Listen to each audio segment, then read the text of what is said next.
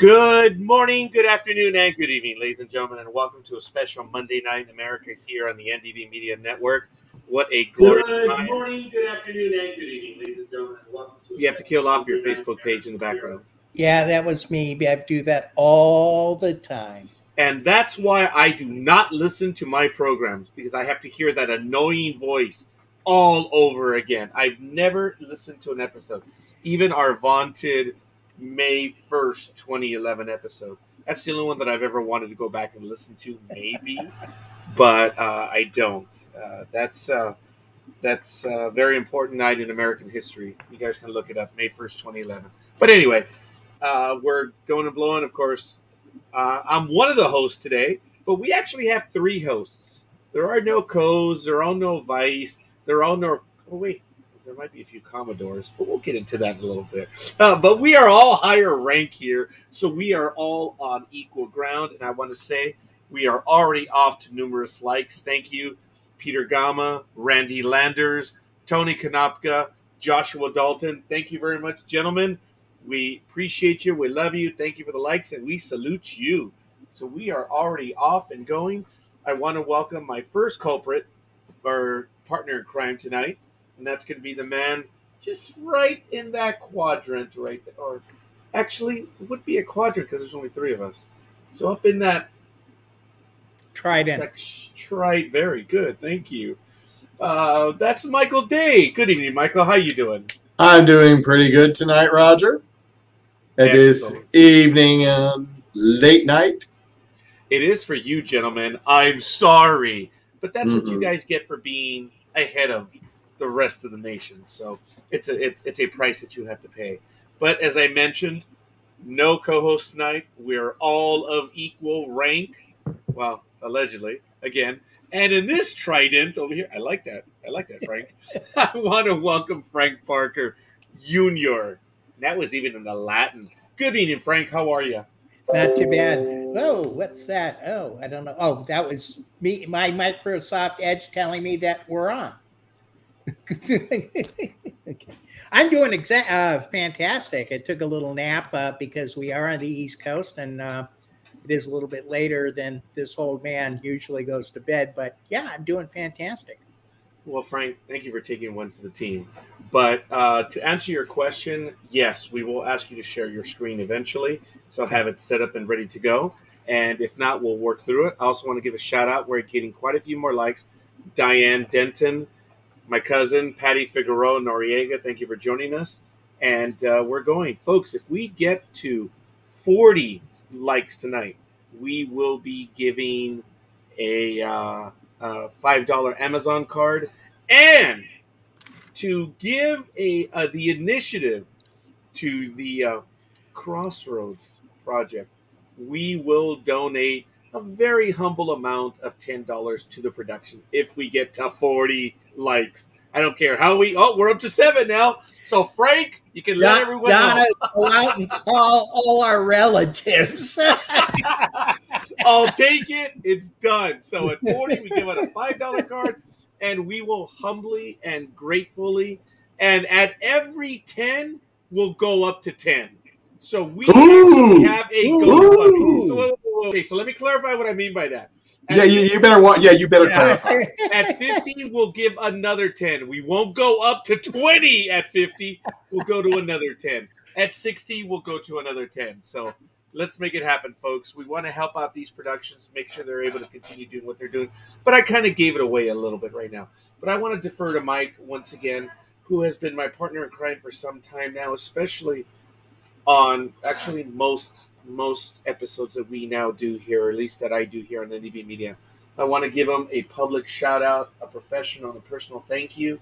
He has been doing quite a bit with us for the fan community for many years, even before with NDB Media. He was always indirectly involved with NDB Media.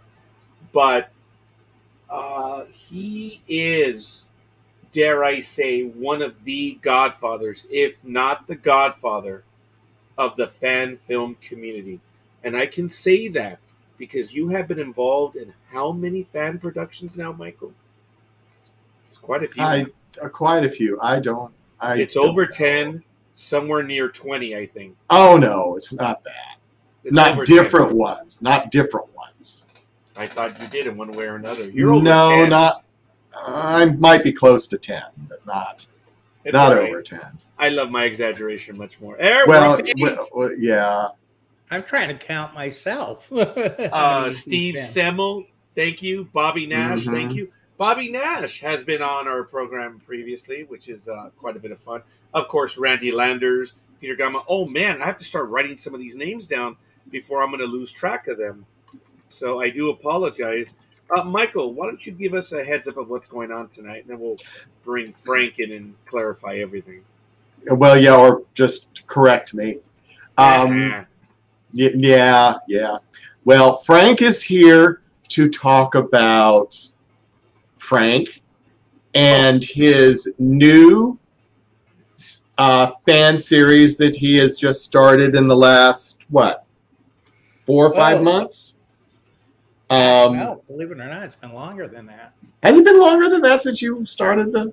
Mm-hmm. Oh, that's right, because it was in development for a while. Yeah. Gosh, we started this back almost a year ago. Has it been that long? Oh, Yeah. my. As a matter of fact, it was we started talking about this, it seems to me, just after we went into lockdown, I believe in March and April. I think that's when I decided I wanted to come back into fan films around there. And it's just been pow ever since. As a matter of fact, why don't we give a little bit of history or a little bit of clarity on Frank, what he is mentioning. Frank, you've done other fan projects before. Why don't you tell us a little bit about that first?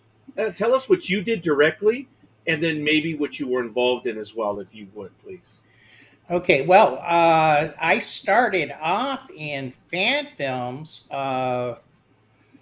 Was just after I was con chair of, I believe it was the 2009 Con Carolinas. Is that the one I think you guys were at first, right, Michael? Yeah.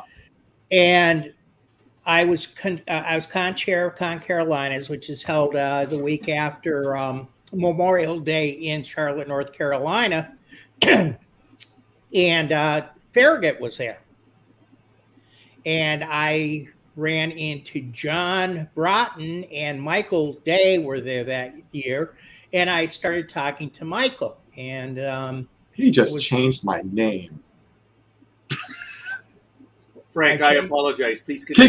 Keep going. You just changed your name? Okay.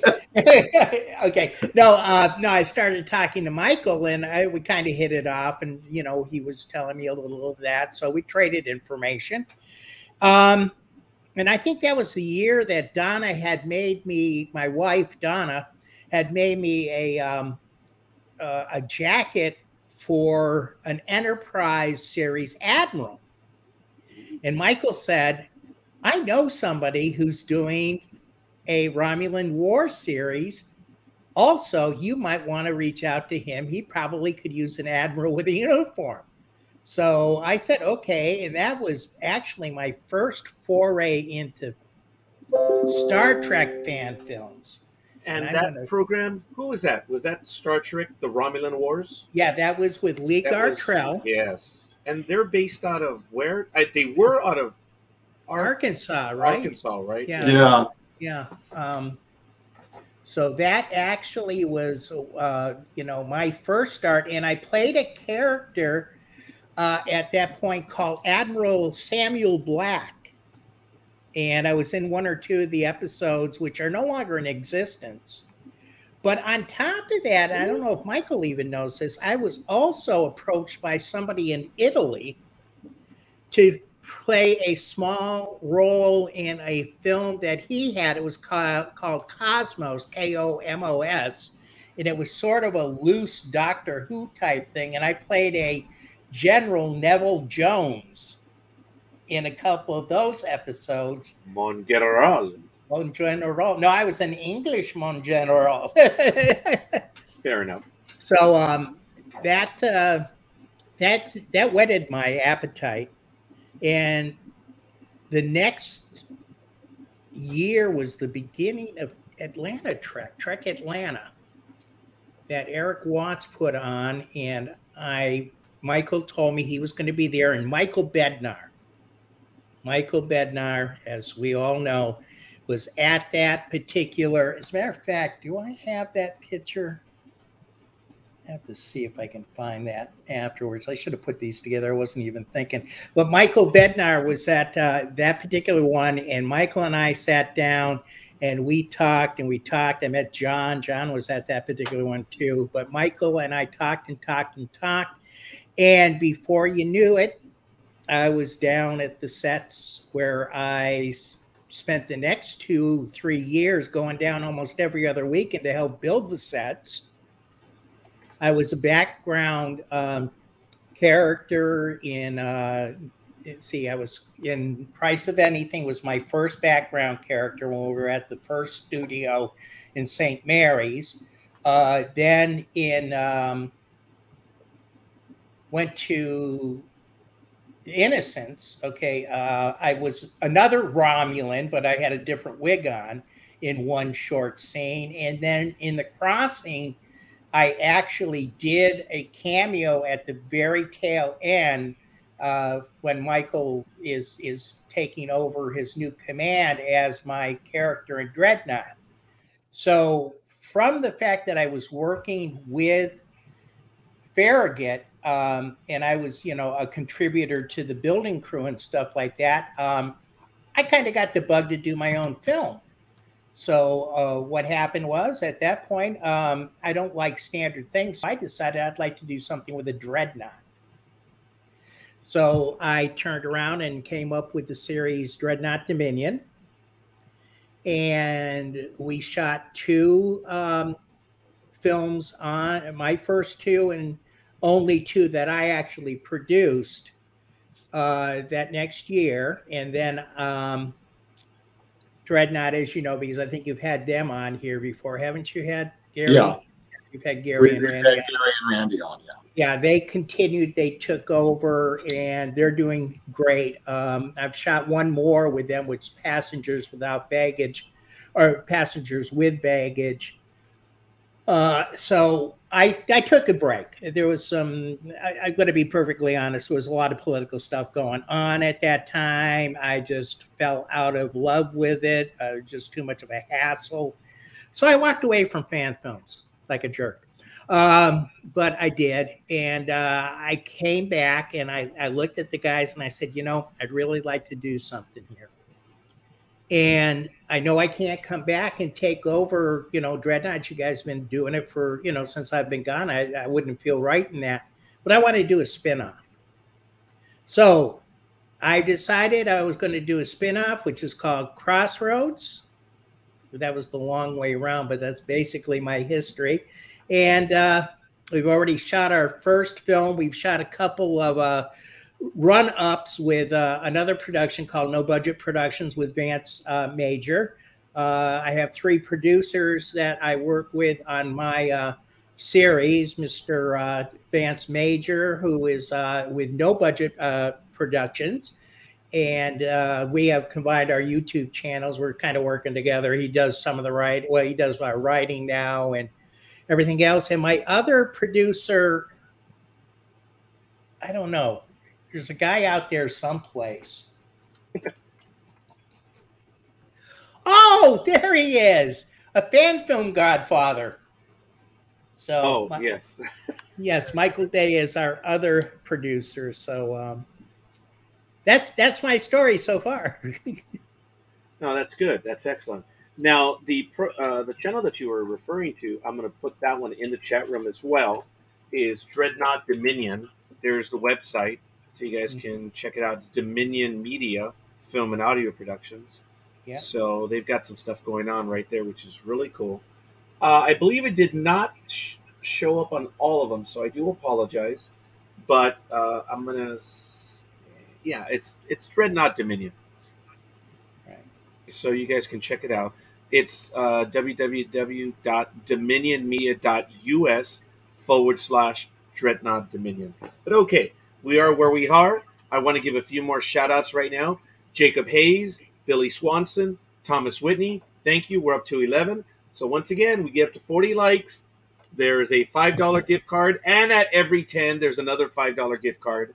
So I just want to give you a heads up on that. And if we get to 40 likes, we'll also make a donation to Crossroads Project Gemini, which I believe that is what you have behind you, the logo right there, right? That is correct. That is the logo I have. Let me just go to here and into my. And while Frank is doing that, you can check out the link on the ticker at the bottom of the page. It's at Facebook. It's at groups. Crossroads Project Gemini. I imagine if you do a search for Crossroads Project Gemini, you'll find it. Because I did a search on YouTube to find the episode. And it hit right away. So all you guys got to do is look it up. It's a short episode. Well, actually, no, it's not a short episode. No, it's a 20-minute episode. Yeah, I meant to correct that. I grew up when the episodes went from 5 to 12 minutes, and that was a long episode. They grew in length, and it's a media. That's a half-hour episode in Hollywood, right, Frank? Yes, it minutes, is. I suppose. Yeah, it would be with all the commercials and stuff like that. It would just be about 30 minutes. Yeah. So I'm going to put that link right now, Crossroads, and we're going to see if we can get a few images up in a little bit. But we are working on that in the meantime. So, Frank, why don't you give us a timeline of this episode, and then we'll start talking about the episode without spoiling. That is on another program that we have here called Spoilercast every Friday. Folks, the name of the program says it all, Spoilercast. Come on. So if you guys complain about spoilers, well, that's your fault. But anyway, that's Matt's program on Friday night, every other Friday here on the network. But in the meantime, Frank, when I know you mentioned prior to COVID, you started to get into this again. But when did you get going, and how difficult was it because of COVID to get this done? Well, I got involved and we started talking. There it is. That's what I wanted. Okay. All right.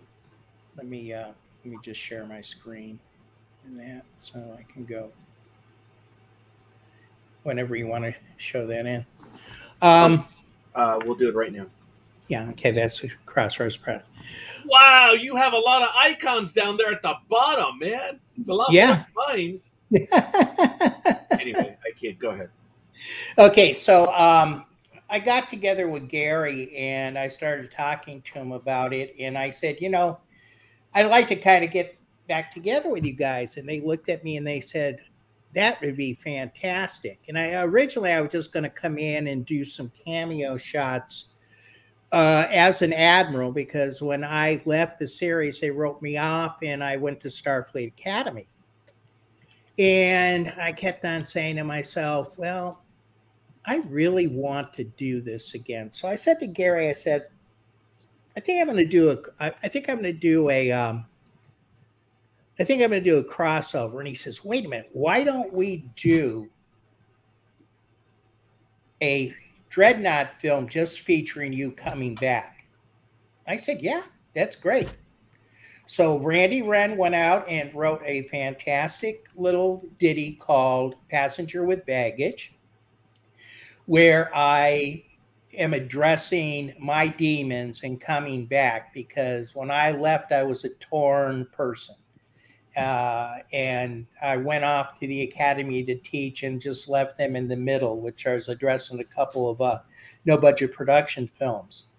So meanwhile, while we were planning this, I met one of the people who had helped Dreadnought continue after I left, who actually hated my guts because I abandoned them in the middle of production, he felt.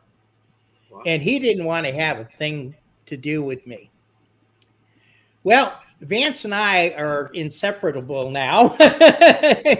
And what he has done is we wrote a few short what we call combox episodes that deal with my character and some of my crew. So from the two that I actually had going with Dreadnought, I have been in, along with the 3 that we shot with Sam Grissom's character for just Sam Grissom, the Gemini Project pilot, Passengers with Baggage, and a bunch of cameos I've done in no budget production films. In the last 6 months, I have more of Sam Grissom, who's my character, out there on films than I had in the 5 years that 4 or 5 years I worked with Farragut and Dreadnought. In the last a year. Yeah. So that is where it is. So again, I decided I did not like the fact that they had a Dreadnought, so I had to come up with a different ship. So I came up with this ship. Oops, I didn't realize I still had that. You're okay. There we go. Yes. Now it's ready? Okay. Yeah, okay. There we go. Yeah, sorry about that. You're okay. And that is the USS Harrison.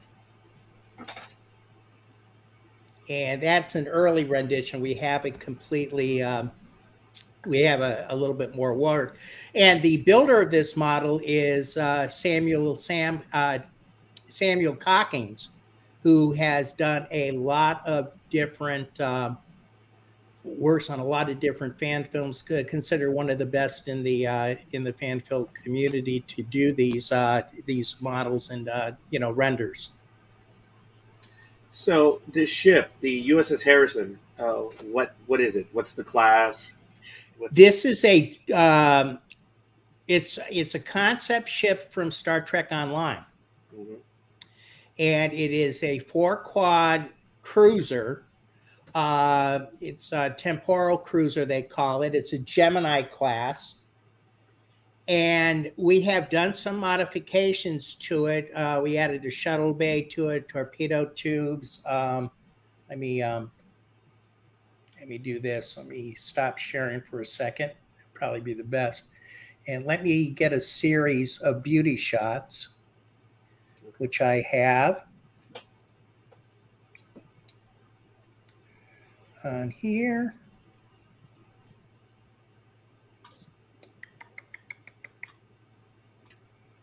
And while he does that, Yeah. I'm going to show the logo for the episode that we're talking about, Crossroads Project Gemini, which is right there. It really looks cool. Is it a particular Oh, it can't be the Milky Way because we're in it. So I don't know if we can see it. That actually, and I fell in love with that when I was going through pictures. That's the Sombrero Nebula. Oh, that is a real galaxy. Duh. Yeah. That is the is that a nebula? Yeah, no, it's a galaxy. It's got to be a galaxy. Yeah, Sombrero Galaxy. Yes. Looks cool. Yeah, I like I had this really love addiction with Photoshop, and I just love doing stuff like this all the time. Let's see, I'm trying to find that. Where is this? There it is. Okay, so this is, and if I can open it right, I can even. I know what I need to do here. Open with.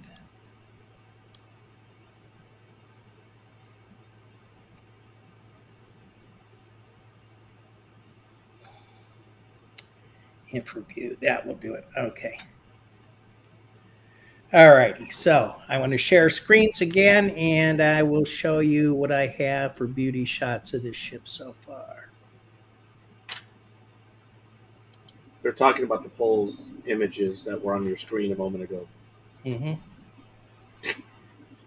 Okay. Go ahead. Yo, did you guys see the poll? I did not, but they did. That's what they're talking about right now. Ian and Donna. Yeah, that I'll tell you about that after. Okay, Sure. so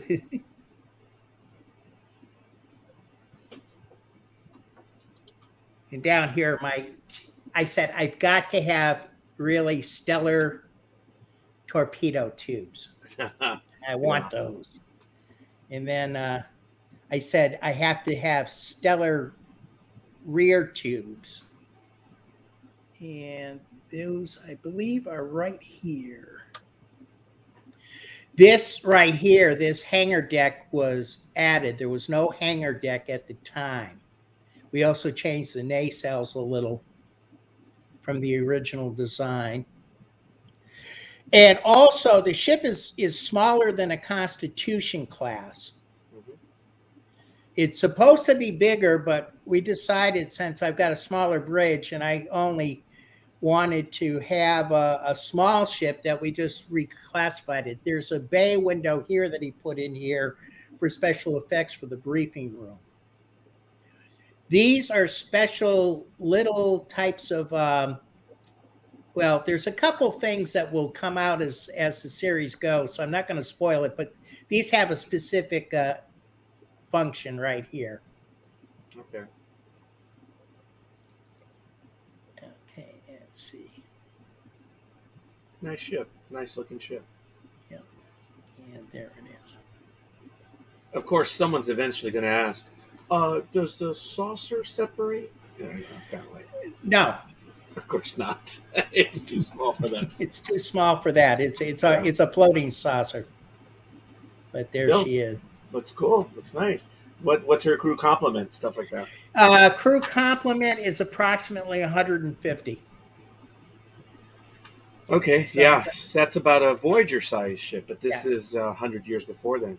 Yeah. I want to give us some additional shout outs. Ian Mitchell, Adrian Jones, thank you, folks. We're up to 13. Thank you. And we salute you for joining us. So this is now the titular ship, basically, Project Gemini. Crossroads Project Gemini. Is it the name of the episode, Crossroads Project Gemini, or are you known as Star Trek or Starship? What is the actual, what is it called? Okay. Like it was Dreadnought Dominion and, Hidden Frontier. What is the program? The program is called Crossroads Project Gemini. Okay, that's good. And the pilot was the Gemini Project. And what this premise is this is a new experimental ship with a couple different additions to it that we are testing out. Very quickly, I was at the Academy. The admiral, one of my admirals in operations, had a special project that has come through. They needed an experienced commander. They think I should be back out in space again. So I go from, I take a temporary grade reduction to Commodore from Rear Admiral, and I get to choose my own crew, except I had a couple small setbacks that were thrown at me near the end of the pilot, which is going to actually play heavily in the 5th episode. So what we have so far. Hey, wait a minute. You just gave us the entire episode. No. That wasn't the entire episode. However, we have one venue. We have 2 venues that are being shot right now. Mm-hmm. Vignettes, not venues, vignettes. We have the 2nd full episode written, and I've got to start plotting out, because even though we don't have a bridge, this is more of a weight team and a couple shots. And then the 5th episode is just about finished. So we are already 5 into this and knowing where we're headed. It's just getting everything together and start filming. So now, this ship is NCC 1983, which was my first year of high school, by the way, in 1983, but that's neither here nor there. This is no longer a prototype anymore, or an experimental, because it's not an NX designation. Right. People, forgive me, but fandom, they destroyed the NX. They didn't get it, because the Excelsior was the test bed for the Transwarp project, which It's barely been touched on. It was, the Great Experiment, which turned out to be the Great Failure. But people don't remember that it was an NX 2000 and eventually became NCC 2000. I wish I had thought about that when I was writing this. You're okay. You know what? Hey, just get Q and do alternate universe, and it'll have NX. Say, hey, wait a minute, something's not right here. But anyway, no, it's cool. It's just I've noticed over the years some people just don't get the N. They think it looks cool. I'm like, yeah, it does, but that's the way it was originally meant. But hey, that's just me complaining about other people. I'm just jealous. We'll leave it at that. So, Frank, what are your shooting timelines then for the next episodes? Well, right now, as I said, I just finished filming my part for the second vignette. The first vignette that we're shooting, I still have. That's going to involve, Donna, her daughter, who plays our Andorian. Let me, while I'm doing that, there will be a short scene with me, and then there will be an after credits with Donna. Now, let me explain our structure here. That was smartly done, by the way, Frank. I didn't want to mention it. Oh, the after credits. You got me. I always watch them all the way through. You got me, dude. That was pretty good. That was a nice touch. But anyway, go on. Okay, so all our films will always have after credits, unless it's specified for some reason. Yes. All our credits, after credits, will be done in the Picard era. Okay. Damn, I don't think I caught that. Yeah. Oh, man. Okay. Okay. Okay, all right. Well, fine. All right, I'll tell you what I did catch, but continue, Frank, please. All right, so if you watch a Crossroads or 98% of no-budget production films, there is always after credits, and they always seem to be a season of something else. Yes. That there's a story in the after credits that we're doing as well as the main episode. So it's kind of a unique little thing that we do. It's definitely creative. You did something with the episode. I don't want to spoil anything because that's not the intent here. I do want to invite everyone to check it out. It is at Crossroads Project Gemini. It's on Facebook. You can also find it on YouTube. I did see it on YouTube. It's on No Budget Productions, Filmfare Productions. That's our YouTube site. Okay, that's not registering for me. But if you could give... Oh, wait, we have that link. Yeah. Yeah, I think we did. Forgive me, I'll post that link for the YouTube one right now. And there it is, folks. So they need help. Once they get to 100 followers, we're the same thing on our YouTube. Once we get to 100 subscribers, then we can change the name on our YouTube channel. So, folks, let's get 100 subscribers for Frank's and NDB Media too. Actually, I don't know why it didn't change, because right now you should be able to change it on No Budget Productions, Filmfare Productions, we have 1,850. You should be able to change it then. Yeah, I do apologize. No insult intended there, Frank. Oh, no, and that's the thing. I don't know. Vance may have done that. I just became a manager for it because we combined it on that, because we have a lot of different things going on that,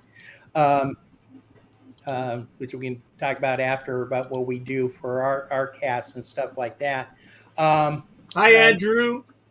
As a matter of fact, I believe Andrew Lucas is in the United Kingdom.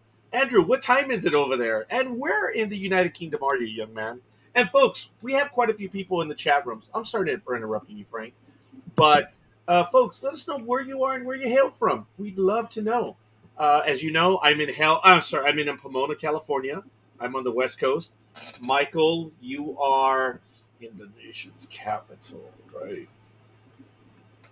That's why we get our phone calls cut off quite a bit. We do. It's really amusing. Phone calls I get with Frank, the same thing happens too. We have NSA. Andrew, I apologize. I'm sorry, Frank. What was that? NSA is following Michael and I. Ian Mitchell is from the UK because Ian is a very staunch, tried and true member of our channel. If it wasn't for Ian, we wouldn't have half the laughs that we do on it. How you doing, brother? Yes, and then my comment. If I'm not mistaken, Andrew, he's always catching quite a bit of Star Trek at one of his local cinemas, and I'm so envious of him that he gets to watch them on a regular basis. But I thought it was in the United Kingdom, but he's in Canada, almost England. But he says, "You bet, Frank." Talk about taking one for the team. It's 3:35 in the morning out there. Wow. Oh, yeah, I tell you, he's there, especially when we do some of our stuff at 11 o'clock at night. Doing it a lot better. Thanks, Frank. I don't want to put Mr. Parker on the spot, but next time he has an episode to debut, maybe he would like to do it live here with us and then have some of the crew to have an after wrap to talk about it, whether it be a vignette, a regular episode. And folks, I invite all of the fan programs that are doing that. We would love to debut your episode here and then bring the creators, the producers.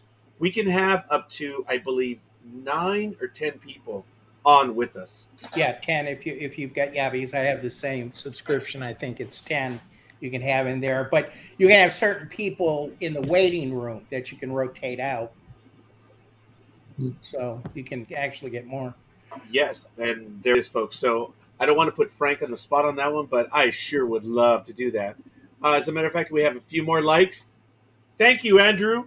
Andrew J. Lucas gave us a like. Scotty Whitehurst. Hey, Scotty. Hey, Scotty. Yeah, how you doing? Scotty was our director of our second Dreadnought Dominion film, Haunted. I apologize that we have not been able to establish a time for Scotty, but I know that he's going to be joining us, and I want to officially, through Michael, we can play with the start time, folks. Okay, just remember that. I know we're on East Coast. You're accommodating me because I'm here at 7 p.m. But to everyone and anyone, folks, if you guys want to be on, and if it's an issue of trying to accommodate, we'll do it. Are you kidding me? Come on. It's not like we haven't done it in the past. But I'm going to go to the comments in a moment. But Michael, did you want to? I apologize, Michael. Frank, did you want to go back to your share screen? Yeah, I just wanted to introduce some of the cast members. This is Jennifer awesome. Nash. Yes. And she plays Commander Holly Tanner. Now, I have a knack for naming characters and ships and things like that after personal people that I know in my life. So this is Holly Tanner is in honor of Holly Bednar, who is Michael Bednar's wife. I didn't make that connection. That's cool. That's neat. Yeah. And go forward here. This is my Andorian crew member, Carolyn Smith, Lieutenant Ipira. She happens to be Donna's daughter, my wife's. This is Jason. Oh, the other thing I wanted to say between Jennifer Nash and Jason Hurt and 2 other people, yes, I recruited from where I work at Bank of America. So these are teammates of mine from Bank of America that are also in there. This is Jason Hurt. He plays he's my aide, but he's now my security officer. Jennifer was my engineer. Our Andorian is our navigator. Let's see, continue on. This is Stephen Hall. He plays Commander Michael Bedford. Yeah, I wonder what that sounds like. What does that sound like? Michael Day? Yeah. No. Oh, yeah, that's it. Yeah. No, that was going to be Michelle Riker. No. Michelle Riker. That's funny. Michael Bednar, of course. What an homage! Wow. And that is well, the Harrison, and I'll explain the name where that came from. And this is Shaylin Nelms, and she plays Admiral Nicole Reynolds. There's no name for that recognition. Now I have a picture of a couple of things in here. There was a button. I'm using that. Okay. And of course, there's I have no idea who that is, but that is the CO. Yeah, I think I have more. Okay, and we have Donna Parker as our resident Vulcan, Commander Tamaro. And who is Donna Parker? Donna Parker is my wonderful, lovely spouse who is allowing me to tear our house apart in my mother-in-law's garage to build bridges and wardrooms and see where I filmed my part for Crossroads was our bedroom with a little desk on the side. But it's very much going to be like Randy Lander's situation, and I've taken a lot of ideas from Randy, and I've talked to him a couple of times. But it's a pure fan film. I don't like being the same. I didn't want to shoot on a Connie Bridge because, let's face it, you never know when the studios are not going to be around. Okay. And Dreadnought Dominion was held up because we lost our place to shoot. Oh. And we discussed that a few weeks ago with Michael Bednar when he was on, and that was all part of that. And I'm going to be a jerk and say Michael may be returning to us. Is that fair, Mr. Day? Is that fair to say? And I won't tell you the other thing either, but yeah. But see, Frank is shaking his head. He knows something you don't know, but that's a whole other. Hey, you don't do. Hey, we'll go to stop camera for this.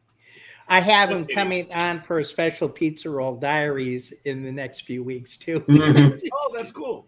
So Frank, you're also doing stuff similar to what we've been doing then as well, right? Leave Donna's picture up there, and so we can continue. But tell me what your program is. Okay. Well, let me tell you what. Let me go back. Close your eyes for a second because I got to go through a whole bunch of pictures. Are we going to see the poll again? No. Well, we're not going to be where I want to be. I do a lot of greens. I do a lot of green screens for different things. Oh, that's who I wanted. Okay. This is my partner in crime. Now he played a cameo in this. Captain Van.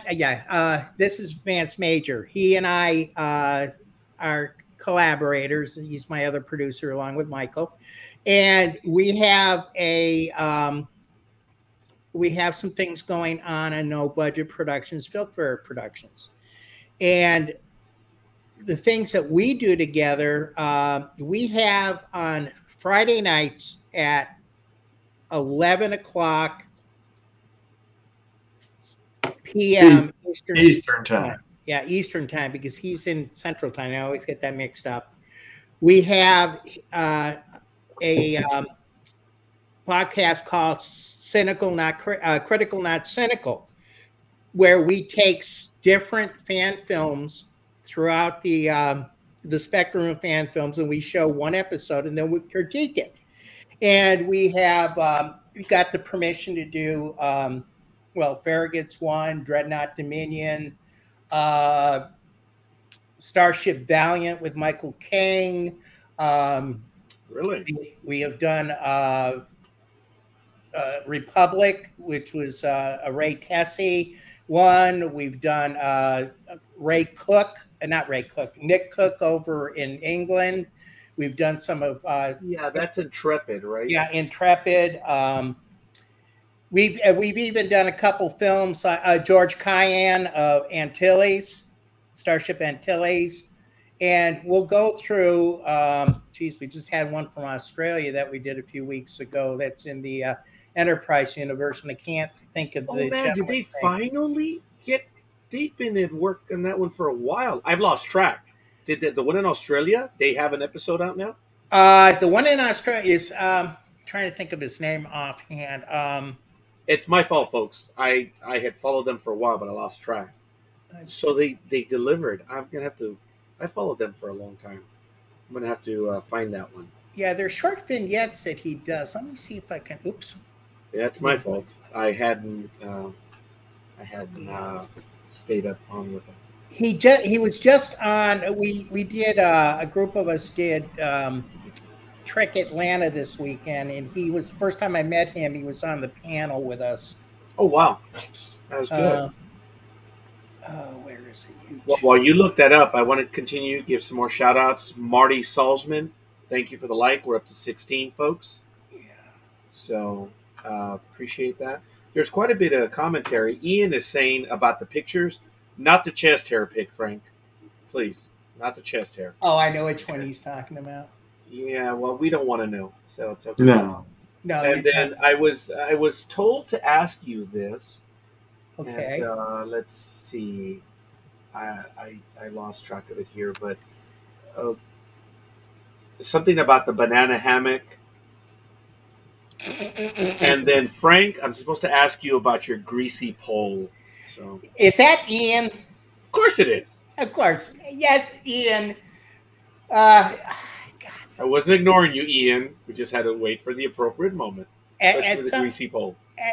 There's these two reoccurring themes that come up on our channel all the time. Themes, yes. It's before I started hosting with Vance, he was always with the banana hammock.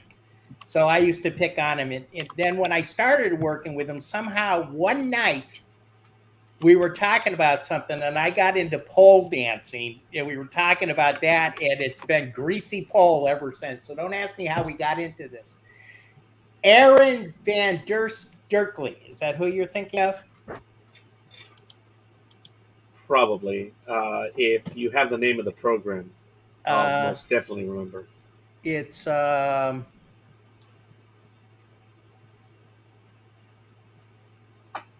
I think he just... now my cousin, who is my moral compass, I guess, is telling me to keep it G-rated. I don't know what that means, woman. I don't know. That would, doesn't that deal with the G string? Well, we are talking probably, yeah. Mm-hmm. I play guitar, so I understand that. Oh, impressive. Most impressive. That's good. That was cool, Frank. You took a sip out of your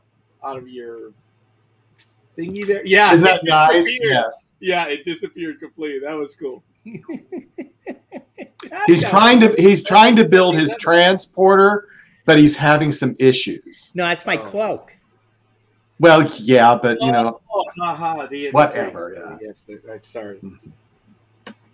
Okay, that's cool. All right, well, fair enough. Look, now Ian says, "I wonder how that happened, Frank. How did it happen?" I don't know. He's going to have to tell me how. I'll have to go back and look at that episode. That was so long ago. I bet. Now, Frank, don't make me come out there. Donna, if you're in the other room, come on over and say hi. Yeah. Why don't you join us? See, there's my compass, G-strings and greasy poles. What's happening? Now, is that a rhetorical? Because you forgot the question mark, Prima. So, anyway, it's all good. So, just very quick, I apologize. Frank, what were you going to say? I forgot. But anyways, so what we have is that critical, not cynical, where we then break it down and we get questions from the audience and stuff. We try to be as interactive, like you're being interactive on your program. Then my baby is something called Filk Quest, and I think we discussed this a couple of weeks ago. We did. And that's cool. Filk Quest is a program that's on Wednesday nights at 9 o'clock Eastern. And one of the things I do on the side, and so does my wife, is we're what we call Filkers, Filkers. And we perform as the Nefarious Ferrets. So for those of you that are not versed in what Filk is actually science fiction folk music in fandom. years ago, the favorite story is, or at least the one I go with all the time, is someplace in California at one of the major conventions. They say it was a Worldcon. Uh, the program book was supposed to say science fiction folk music, and someone made a typo, FILK, and a genre was born. So, and what I do is I take, well, similar to what you're doing here, I take a filker in the community, and once a week I sit there and I want, a lot of times when you're doing filk programs, they want to hear the music all the time. Well, I want to know the filker as a filker. What inspires them? When did they start filking? When do they consider them as a filk musician, or do they consider them a comedy musician? Because there's a lot of different genres within the overlay of filk. So this is what I try to get to know the person as a person. We usually run about an hour. No, that is cool. So, Frank, where'd you get the uniform? The real nice one from Picard. Did you get off Amazon? Yeah, I got that one on Amazon. You beat me to it, man. I was gonna get it. I was gonna do my new stuff, my new episode. It was either gonna be the Enterprise jacket or I was gonna use that uniform, and it's trekking across the universe. We're starting actually this Thursday with the premiere of Lower Decks, and folks, sorry, shameless plug here. We're going to be doing every week now, Thursday evening, and we're going to be reviewing Star Trek from here on out. You're more than welcome to join us, everyone and anyone who would like to. Our first episode will be late this Thursday in the month of August. Thank you, Michael. In the month of August, it is late only because I am in my other world. I am training individuals to learn the craft, and it goes from 7 to 9. I'll end up a bit early, but the point is, for the month of August, it's going to be at 9. I'm going to try to move it up on time to either 7 or even 6. I may even move it up earlier because we have another program that's going to be debuting on Thursday at 7 p.m. based out of Peru. Ooh. So it's kind of a big news for us. Someone who has a...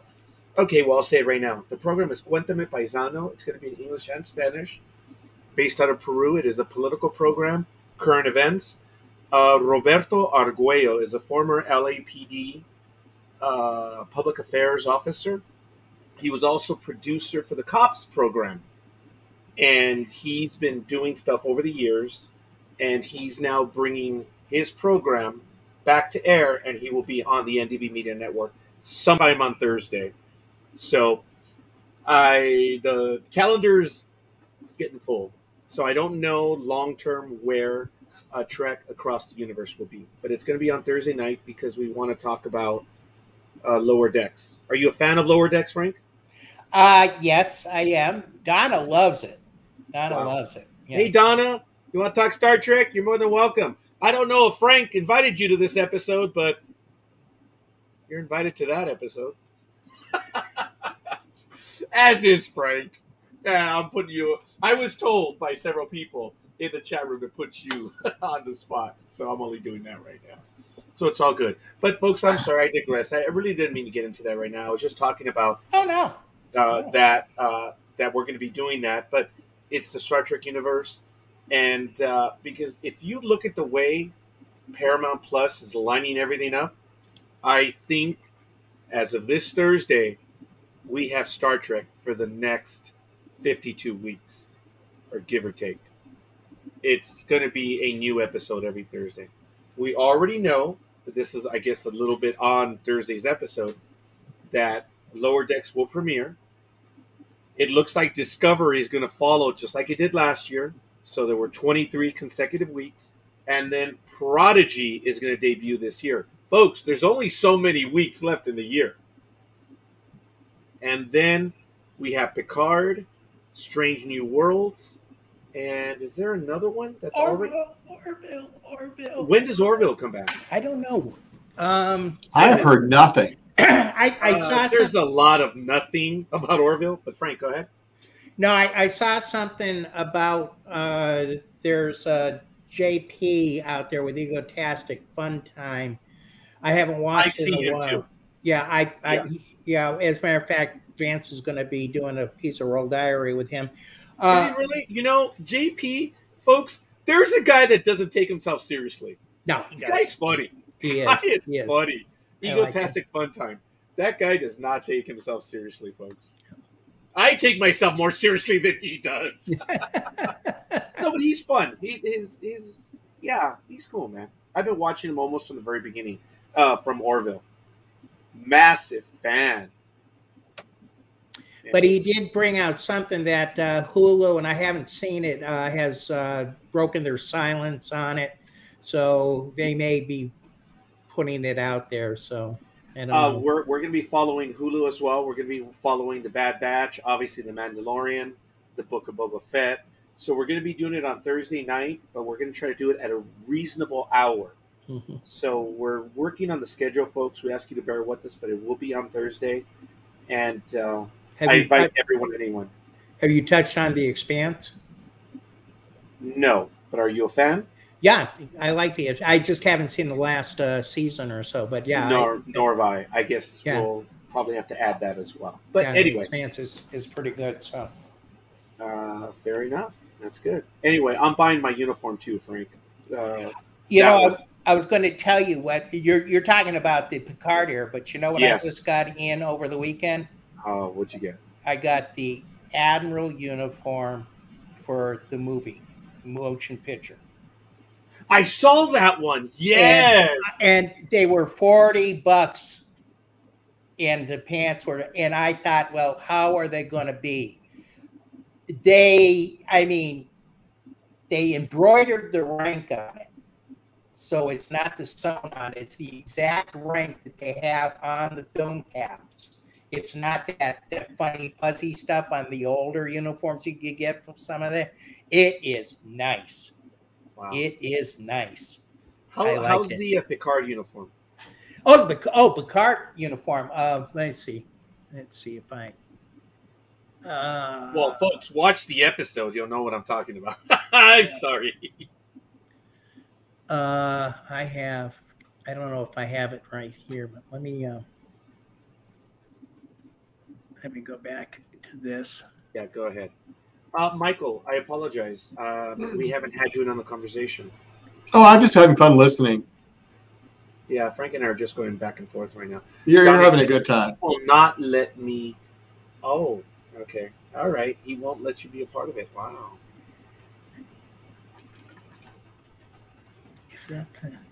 No, I don't have that. So let me just go here. I did see that uniform. So you actually have that one as well? Picard's uniform. I'm sorry, Shatner's uniform. Yeah, I should have worn that. Yeah, I'm finally gonna go all citizen of the Federation. Oh, by the way, Frank, are you a Trekkie or a Trekker? This is a trick question. Okay, are you a Trekkie or a Trekker? I consider myself a Trekker. Okay, I don't consider myself either one, Frank, and I've talked about this in prior programs. For those of you that have seen or written, I'm sorry, not written, but who have read some of the novels, you'll understand. But when they ask me if I'm a Trekkie or a Trekker, I say neither or neither. And I tell them I am a citizen of the Federation. And for those of you that have read the Section 31 novels, you'll understand exactly what that means. Because in the Federation, you are still a citizen, even though you're part of the Federation, you are still a citizen of your planet. But those that are in Section 31, because they protect the Federation, they give up citizenship to their home planet. And they are citizens of the Federation. So, sorry, I'm a little stuck up there. See, I do take myself seriously, but go ahead, Frank. But then again, I don't consider myself part of the Federation because I cosplay as a Romulan. So, ladies and gentlemen, thank you very much. This is Monday Night America. We do not deal with insurrectionists. We don't deal with traitors. And we don't deal with the enemy. Just kidding. Yeah, we do. Yeah, we do. Go ahead, Frank. That was funny. That was pretty good. You are a Romulan. I should have. Bonehead, I missed that. Continue, Frank. Yeah, that's the uniform we're So talking that's about. the uniform you're talking about, right? Which is really, really cool. Yeah, I just haven't pulled the trigger, which I just might do that right now. One of the things you want to make sure of is you go one size up. Oh, so I can't buy extra small? No, not today. No, not today. You're gonna have to get a medium. No, it would be small. Just kidding. I'm generally buying extra large now, so I'm thinking I would have to probably get extra. Yeah, that's what this is a 2X, and it fits snug, and I like it that way. So, yeah, and this is the one. Yeah, I find anytime I get anything from China, I have to go up at least a size. I'm sorry, that was funny.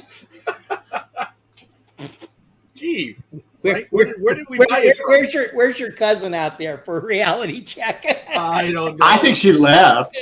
No, she's actually here. She's admitted to me that she's addicted to everything that we do. Now, have you seen? There she Oh, there she is.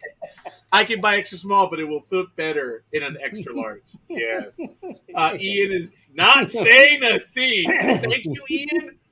I whether you respect what little dignity I have or not, Ian, thank you. It's all good. Folks, we're having a good time right now. As a matter of fact, Patty purchased from All Tower Media. They're part of the network as well. Their own division. They're not part of the empire, but we're associated with them.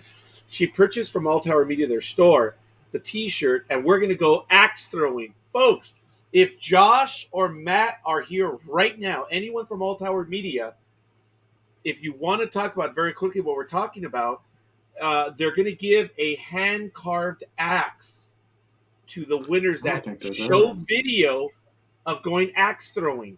And, okay, look, I'm in Southern California, folks, okay? Get this. And they're in Missouri. So I'm like, yeah, we don't have that over here. We're in California.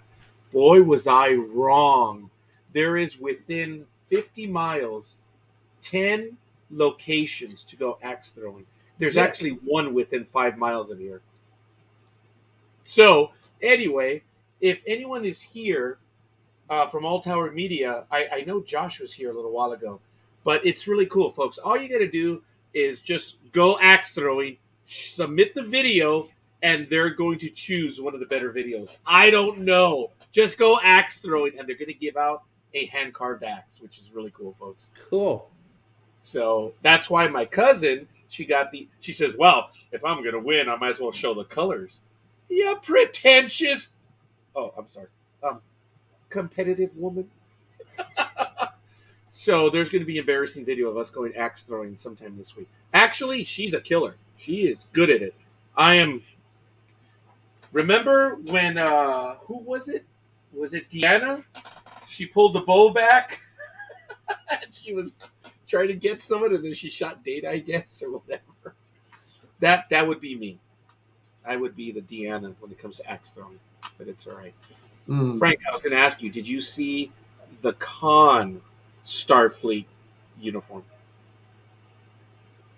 Are you the one from Star Trek 2 and 6? Yeah, they have the cosplay, the ones from the Wrath of Khan. They're generally known as the Wrath of Khan ones because that's when they debuted. Oh, for some reason I was thinking JJ. Yeah, the Monster Maroons. Yeah. Yeah. You've seen those. Yeah. I actually wore one at Star Trek The Experience at Universal Studios. Yeah. I've got to convert that video. I was on it at Universal Studios in Hollywood. I was the one that had to try to get through the doors. Hey, is this your official debut? Is this your first interview? Oh, heck no. Oh, she can't hear you. Hi, Donna. She can't hear you. I'm under the wire. Oh, yes. Is this her official first episode? Oh, that is sweet. No, she's been on before. She's been on Pizza Roll Diaries. She and I have been on many. We've sung together on many different things. Yeah, she's an old ham at this. That is cool. I'm glad she actually came over to say hi. Yeah. So if you remind everyone the role That's she had. Vance's kid. Oh that wait, yeah, showing she's trying up. to. Yeah, what was Here. the picture? Again? Okay. Yeah, she said that's Vance's Royce. Oh, that is cool. And that's at the end of at the no budget production. It's buckle your seat. I'm an admiral. Buckle your Yeah. seatbelt. There it is. Yes, Ian says it. Buckle your Your seatbelt. seatbelt, yeah. I was just going to explain how you wouldn't let me take apart all these uniforms and make patterns. Yeah. Oh, Donna, why don't you go in and get my Captain Kirk one? Okay. Okay. Admiral. Admiral. Sorry. Yeah. Yes. Come on, man. I have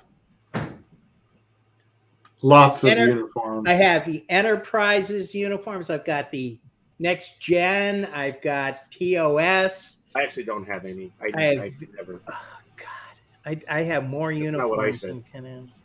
than but I do not like the new Discovery uniforms. Oh yeah, I don't get that collar stuff. Yeah. I just don't. Yeah. Actually, you know, Frank, it's interesting because I'm actually okay with that. What I've seen, but this offset collar, I just don't get it. For Strange New Discovery. World.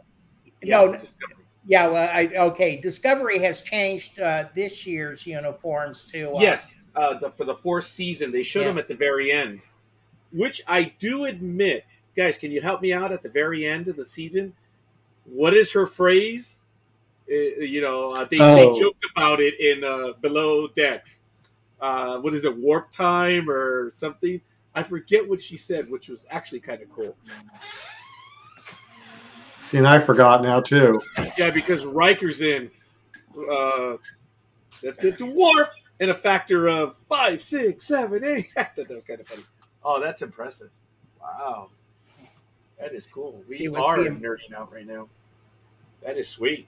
Yeah, And is it a one piece? yeah. So pull over, yeah. Wow. And then they have green stretch pants, and I went out and got a pair of green boots because they have green boots with this. Oh, yeah? Yeah. Wow. Yeah. That is cool. The New Frontier ones, do you have those as well?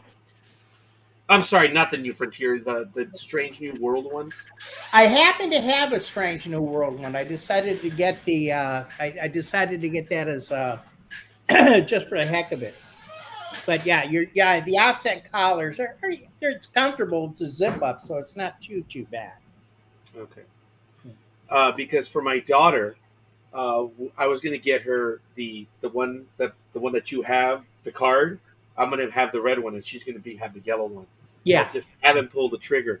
And folks, I don't know if you've seen it, but the Enterprise jacket is still on Amazon. They have them for like $70. The Archer jacket. Mm-hmm. Yeah. You know what? I had to shoot a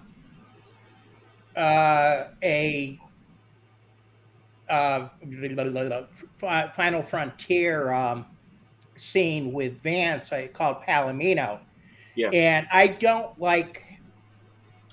think I look that great. I know Vanity here in the Monster Maroons.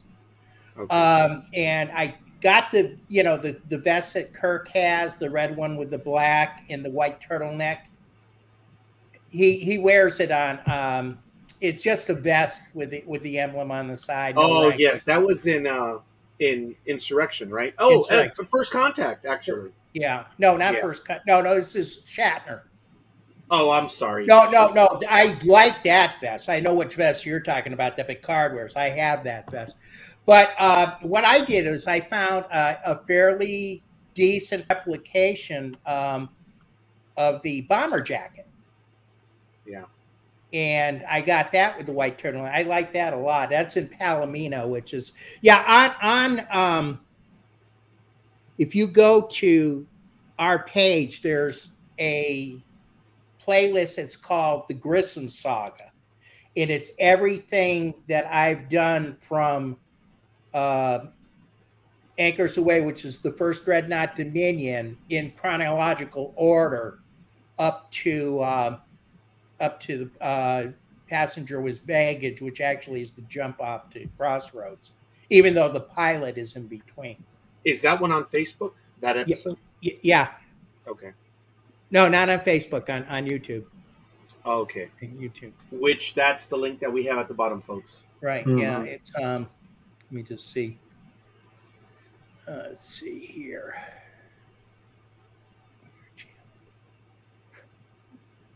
Right.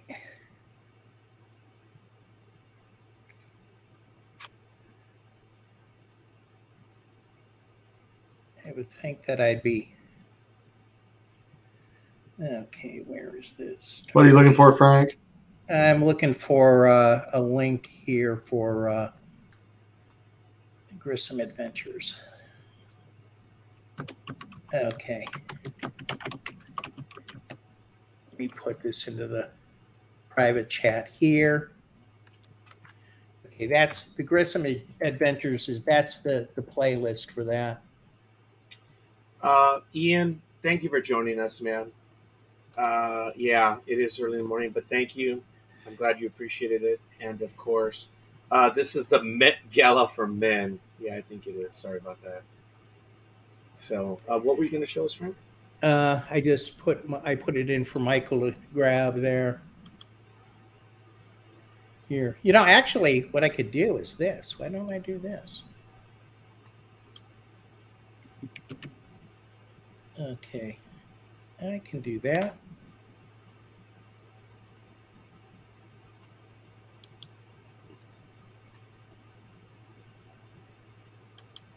Okay.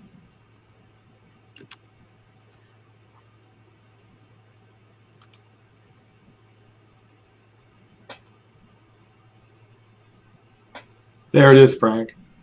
Yeah. Okay. Okay, and that takes us to this right here. 2 unavailable videos are hidden. What did I have? Oh, I know why those are hidden. Okay. Does it have something to do with the polls? No, it has no. It's one is the original Dreadnought theme that I had that I haven't released yet, and the other one is the original my first trailer that I did for Dreadnought. And then I have a third one, which is something that Randy Wren put together. It shows the story so far that I have to preview. So there's actually 3 that are hidden in there. But okay. this is a little bit of humor, but if Michael is willing to commit to be a co-host on Trekking Across the Universe, I would seriously consider getting him a uniform too. But he has to dress up for the episode in the uniform. You do have a uniform. I know I do. He has his original uniform. Yes, that's right. He's got his Farragut uniform. Yeah, which was really cool, folks. I don't know if you noticed it, but Michael Bednar did wear his uniform too. I almost wore one. You guys should have done it. I ran out of time. I was in a rush to get here. That's why I showed up at the very last. Well, with 8 minutes to. I'm never this late to a program. Actually, I have my Crossroads uniform on, so. Yeah, we have our Crossroads shirts. Producers get the polos. So what does it take to get producer's credit? We'll talk off air. Fair enough. No, I kid, of course, but I am looking to support. Oh, you're not kidding. No. Hey. Anyway, Ian also gave us a like on some of our other pages. I want to thank him for that. But yeah, it's good stuff. Ian's good people. Hey, folks, this is what I'm going to get. Okay, I need your opinion. Do I wear that one? I like that. That's the jacket that I'm talking about, the Enterprise jacket. And this is what I was going to wear. This is the one that Frank has. There it is right there. And then my daughter, Gmo, was going to wear this one, which is, forgive me, it's the one in yellow. I apologize. I guess she must be streaming right now because my computer's never this slow. So Gmo, my daughter, is going to wear that one, which I think it would be really kind of cool as we do the episode. And the thing is, I don't have it set up like I used to. So she will be inside doing the episode, and I'll be out here in the garage doing the episode, which is really kind of cool. But, yeah, I really do like the design of this uniform. I got to admit. It's not one of my favorites, but I do like it, if you guys can believe that. Actually, my favorite uniform, and everybody looks at me and goes, my favorite uniform is the Enterprise jumpsuits. Oh, yeah, I'm actually getting that one too. If I'm going to have the jacket, I might as well get the jump suit. You know, the Enterprise ones look good. I really do like them. They look real because of our space program and stuff. And actually, the U.S. Navy, the boomers and the attack subs. Forgive me, boys and girls, but those are some sharp uniforms aboard the submarines in the U.S. Navy. Yeah, and they're really Really practical. cool. Yes, but yeah, the Enterprise one. Now, from the movies, I have a sentimental favorite for the ones from First Contact. Obviously, those are cool. The ones, I guess, the black with the colored collar, and then they have it's purple, right? The boards up on top, or is it gray? I forget. I don't remember. Yeah, but it's the ones from First Contact all the way through to Nemesis. It's those uniforms. Those are cool. I'm a sentimental favorite to the Voyager ones as well. Those are neat. Though they debuted on DS9, but that's neither here nor there. But it's good.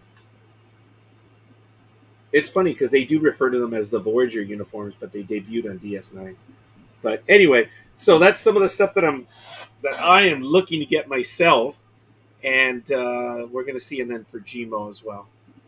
As you know, she's my daughter. She's my youngest, Gmo. That's Giselle. And folks, I'm talking about. Hey, Ray, thanks for checking in. And look who's, Roy. Look who's checking in and in uniform. So cool stuff. Hey, Roy. He's in one of our episodes. What is? Talk about him. It's one that he's actually. Roy plays a pivotal character in a lot of the films in the Menard universe. He plays Admiral Vanden Bosse. Okay. And in an upcoming vignette that we're shooting right now, he reprises that role with four of us in that particular one. But yeah, Roy's a staple in Constar world.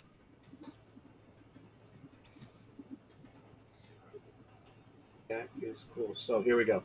If you're wearing it this Thursday, you better order it ahorita. Yeah, I know. I don't think it's going to arrive on time. I tell you, I've been so busy, I've kind of blown it. I will be wearing my Discovery one, though.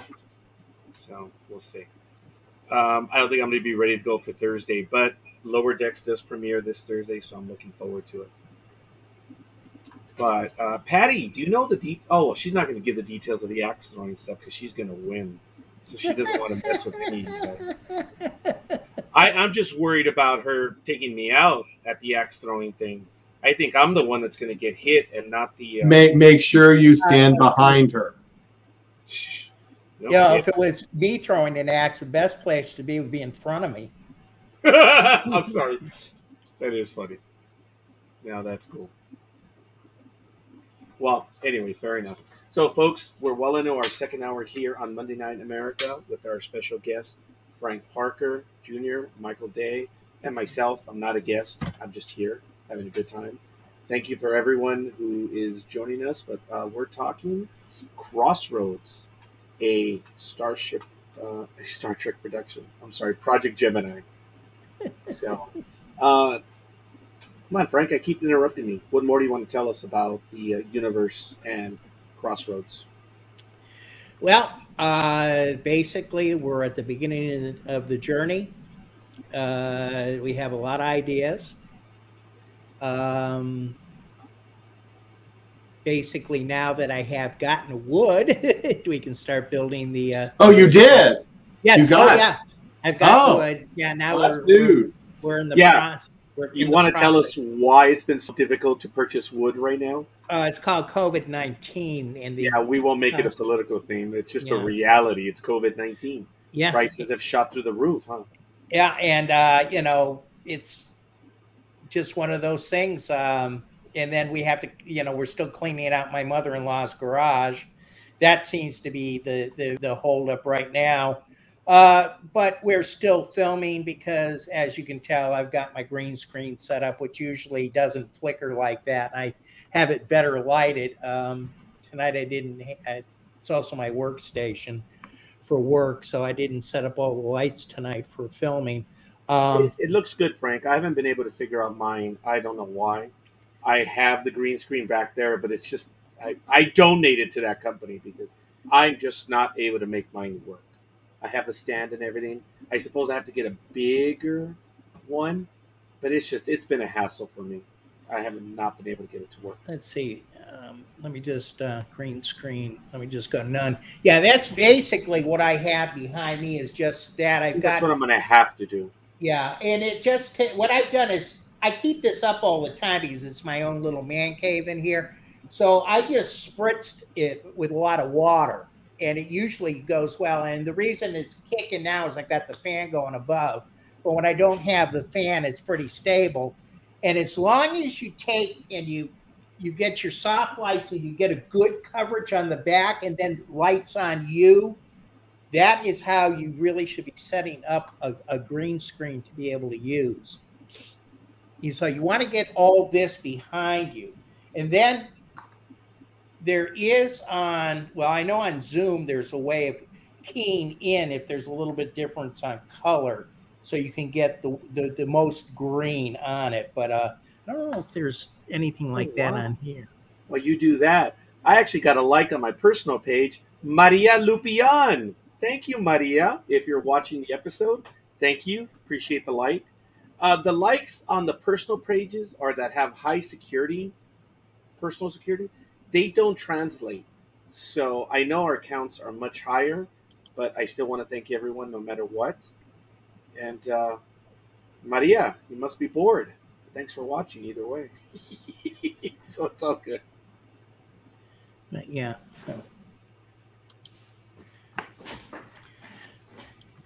But yeah, it's a little tricky sometimes to It still do it looks right. good though, Frank. I got close. I did have the green screen, but I guess the area where I have set up, it's just not right. Because this is my office where I conduct business as well. So where the computer camera, where I'm stationed, because I have a portable desk here where I do my stuff with my monitors, and then I have my desk here where my clients will sit. And I know you can barely see it. There's our receiving desk, and then I have another desk behind me. So I have four workstations here in the office. And let me tell you, these desks are way too heavy. When I redo everything, they're gonna be a lot lighter and a lot less arrogant because okay, well, I'm not gonna talk about what I want to do. But yeah, everyone knows that I am working diligently with my side business with one goal and one goal only, is so that I can pay Michael Bednar to come out here and build me the Voyager sets. That's my dream. That's it. And Michael knows it, and I'm working diligently. So all my tax preparers think that I'm working for my daughter's education, their retirement, or my retirement. No, I want him to build me the Voyager sets. No. What you do is you send your daughter to college for set construction. All right, think about that. Yeah, actually, I could have done that now that I think about it. Ray is saying, spritzing sounds like a good tip. Patty did say earlier about that axe throwing stuff. Yes, stand behind. I won't let go. Either way, I'm not going to win with my cousin. Did she do the same thing with like bowling balls? Forget to release it? Frank, I'm a dead man. That's all I can say. And she's good at what she does. So and she's a woman, so she's going to get away with it. So, hey, I think she's going to get mad at that one. She's quite accomplished. But anyway, so when can we see, or when should we expect some future episodes? I know it's COVID-19, and folks, I also know that things are turning bad. It's obvious, and maybe we're going to have to endure shutdowns and stuff like that. But be that as it may, in a perfect universe, What Well- would we be looking at, Frank? All right. Well, the two vignettes that we're filming right now are what we call combats. Yeah. In other words, it's going to be us in different locations and just melded in. So we're acting to the camera right now. So those, I hope to get at least one out by fall, and another one about midway through the fall. Donna and her daughter, of course, we all live in the same area, so we can film that here. I just need to get one person over here to film their after credits, and he lives in my area. So I'd like to see those out around fall, mid-fall. The next episode is going to be more of a landing party episode, and we'll see how that. I would like to start shooting that in either September or October, and so hopefully we'll have something out, at least one of the vignettes out in the fall.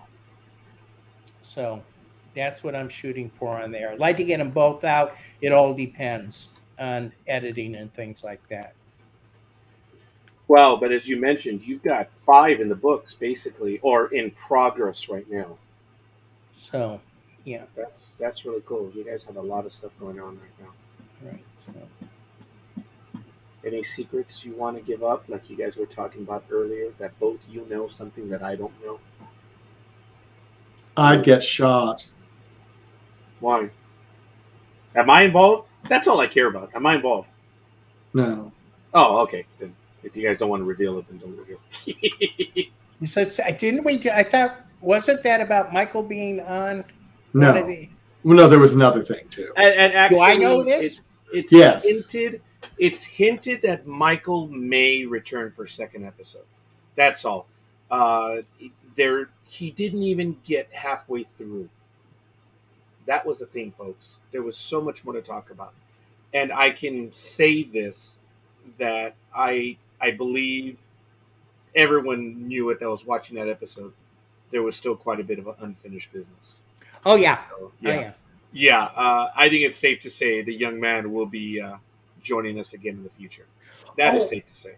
The other thing too is we've already released 2 of them, but on Sunday nights we're releasing the Farragut in all in order at 7 o'clock Eastern time. At 8 o'clock Eastern time. Okay. So we've already done the captaincy, One of a Nail. The I next, did notice that. Yeah. the next one is going to be Rock and a Hard Place. But Michael, I meant to talk to you. I found an old playlist someplace, and it showed that Just Passing Through was before Rock. Correct. Yeah. So, but when you and I But the release, see, that was the difference. that was the difference. All right, but That was the I'm difference. going to keep it that way anyways because I've already got it set up. But as I said, it would be the original version of Just Passing Through that was first. Yeah, because Michael asked me that because I was telling him, he says, which one do you have? And I said, I've got the one that was shot in Kingsland. And that's the second one. That's the second one, right. So, Mhm. But one of the things on Just Passing Through is a little known at the end of it is the little known blooper reel that I have my hands on. Oh, really? Yeah, so after Just Passing Through, and it's billed, and that's not this weekend, it's the weekend after, there's a blooper reel on there too. Hey, there's my partner in crime. As a matter of fact, we did get a like from Vance Major Owen. Thank you. Yeah. And how you doing there, buddy? He mentioned bloopers. Yeah, bloopers. Yeah. So yeah, that's my partner in crime. So Yeah, who's on a delayed basis. Yeah, Yeah. there's about a 20 to 30 second delay, folks. yeah, there is. No, he's at work right now. We do critical, not cynical, from that particular base. He said, had to stop by and show some love. Yes, sir. Yes, sir. Thank you. No, we do appreciate that. And as a matter of fact, we've had quite a few people joining us all night long It's a lot of fun, and we're eternally thankful. It's good. We're having a wonderful time right here. Actually, So- if you have a chance, you should have Mr. Vance on. Is that a yes, Vance? Are we getting a yes on that one? So maybe he will be joining us in the future. I'm putting a plug in there for you, brother. Yeah, and we can talk about all the programs that have come, everything tied in with this one and the stuff that he's been working on as well. So it's right there, Phil Ferret Productions. Right, yeah. No Budget Productions, Phil Ferret Productions. Yeah. Yep. Oh, here we go. Here's some commentary. Very proud to be partners with Frank and get to know his friends, like you gentlemen. Yeah, he's talking to both of you. So, LOL, sure. Let's make it happen sometime.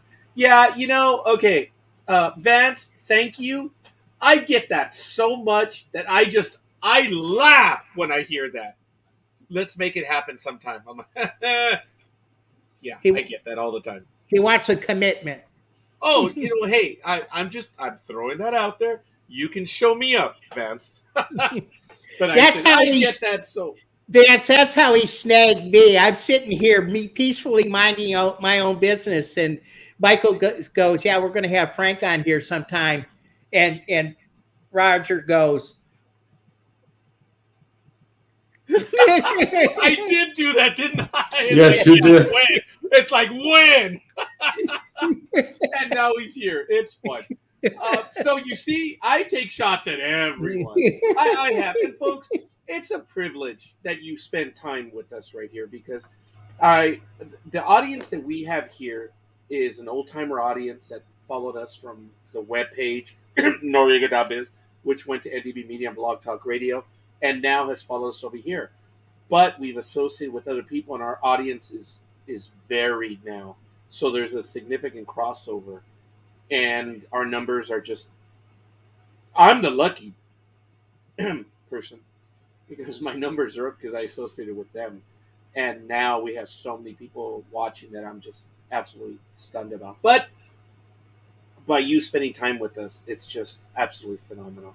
Being able to have these conversations, knowing what you're doing. I mean, Frank, I've asked everyone else. I mean, the commitment, the time, it is a labor of love. There is no compensation. You can't. There's some.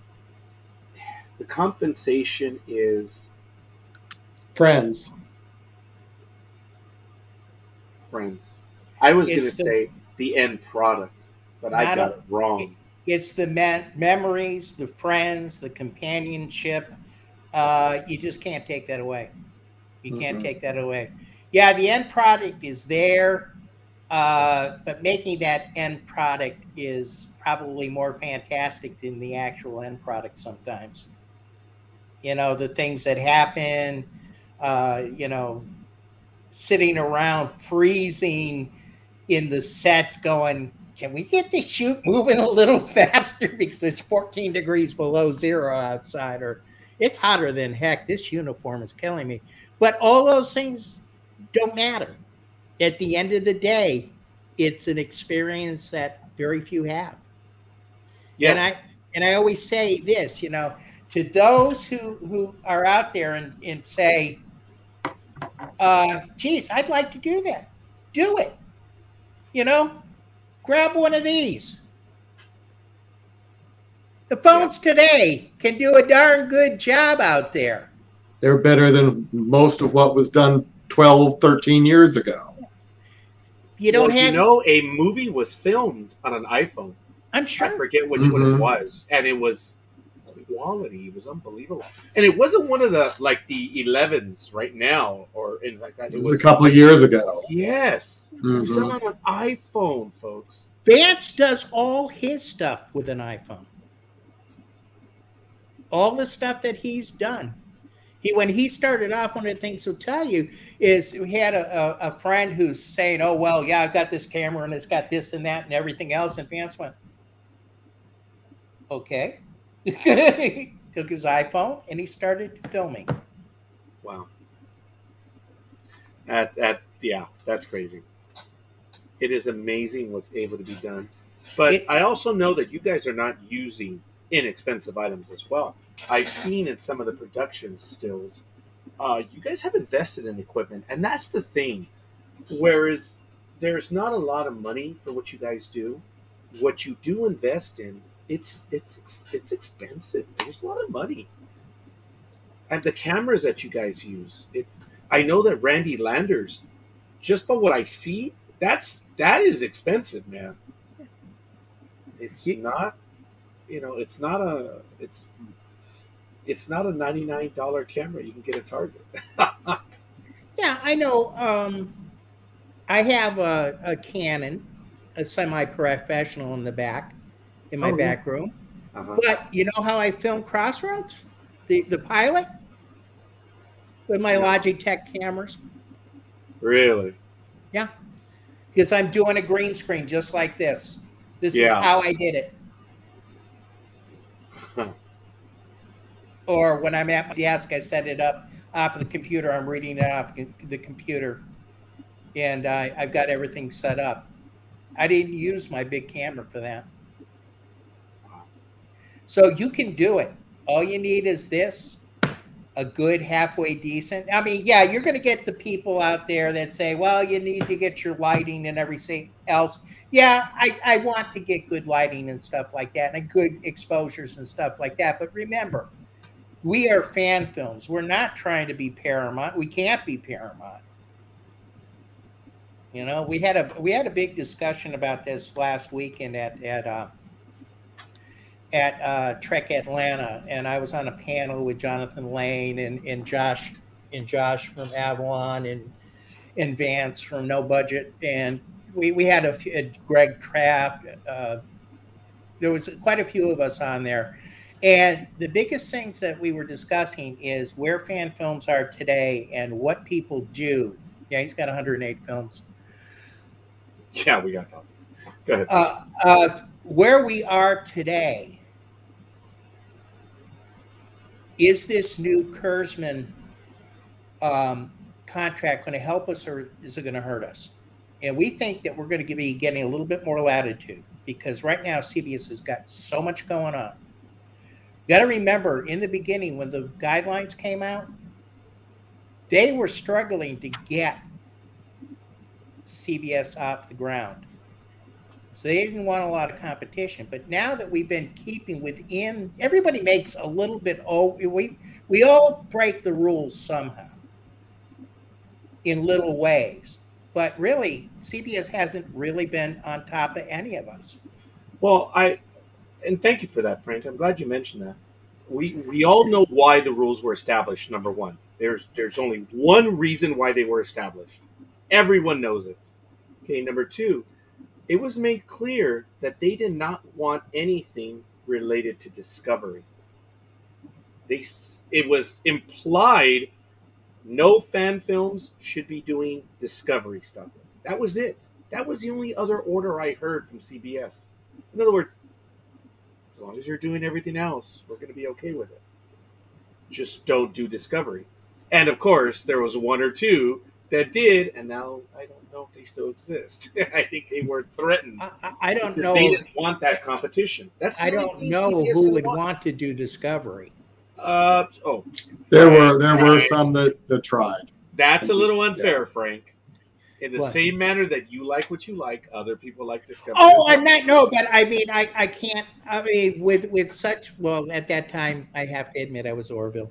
But yeah, no, I have to admit that. Okay, there are certain treks that are not my cup of tea, and I have to say that I really can't say anything about it because I haven't watched them.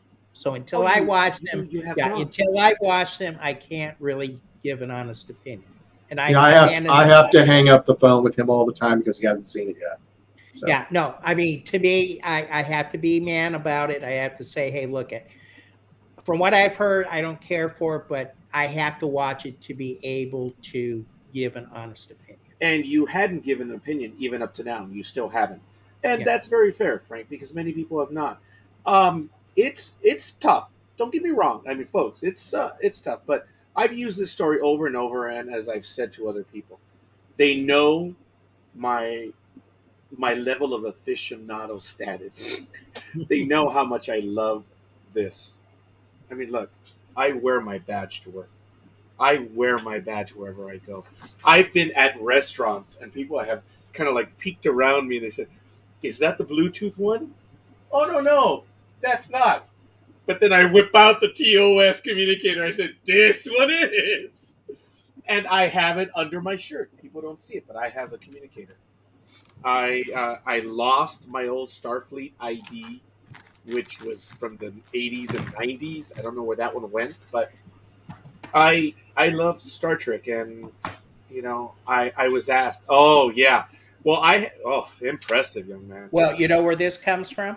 No, Very quickly. sure. This here is the knife that they used on the crossing. Oh. Michael Bednar gave it to me. Bastard. I didn't get anything. But anyway. Oh, anyway. Just kidding. But yeah. I could say something, and Patty You would say laugh. it now. You say it now.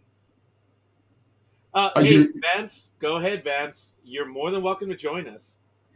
If you want to join us, Frank, you could either send him the link. I'll or send him a Michael, link. if you could. You want to say? Yeah. Yeah, send him the link. I'll send him I'm the sorry, link. guys.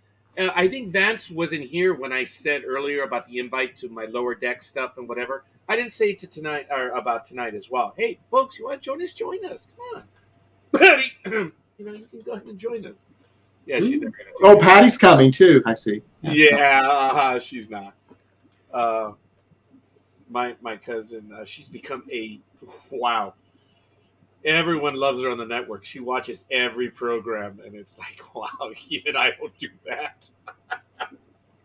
I can't. There's only so much time. But Michael and Michael's already heard the story ad infinitum ad absurdum. But Frank, for me, Star Trek, when Discovery was on and Orville, I was asked, which one do I like better? And my answer was simple. Guys, twice a week, my youngest daughter sits down to watch both programs with me. You guys tell me which one's better. Okay? My youngest daughter would sit down to watch both Orville and Star Trek with me. Give me a break, folks. Seriously, and I tell the audience, you tell me which one is better. I mean, I think it's just great. Lewis says, that's my brother.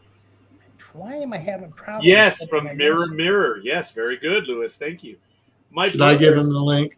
Yeah, can you give him the link? For some reason, my messenger's not coming up. I have problems like that every once in a while. Yeah, I've noticed sometimes StreamYard, for some reason, it is a massive resource hog.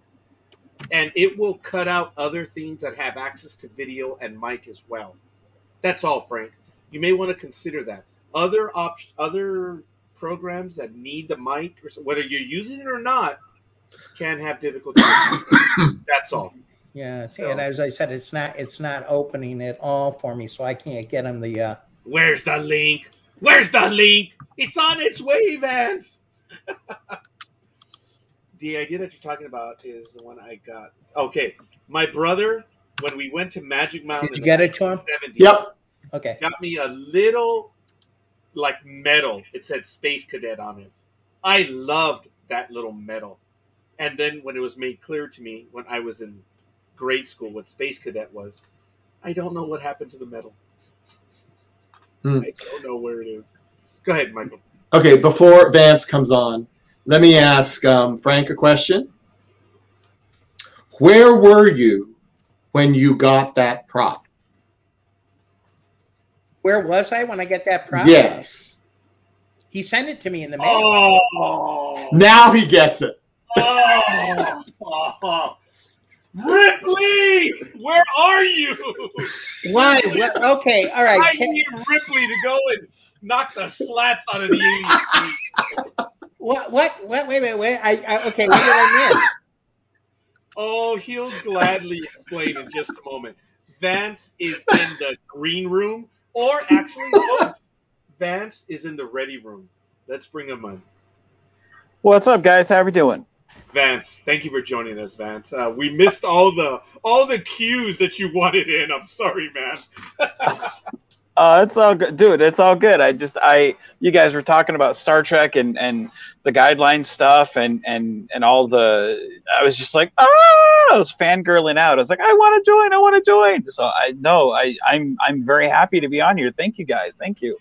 Thank you. And this, ladies and gentlemen, Vance, please introduce yourself. Tell us, the websites, everything, and let's get to it. Let's continue. I'm going to get a glass. Well, I'm Vance. Go ahead, Frank. Yes. Sorry, Vance. Take two. Oh, you're good, man. I'm Vance Major. I'm Frank Parker's partner on the channel. We do a show together called Critical Not Cynical, which we review fan films. We're both fan filmmakers.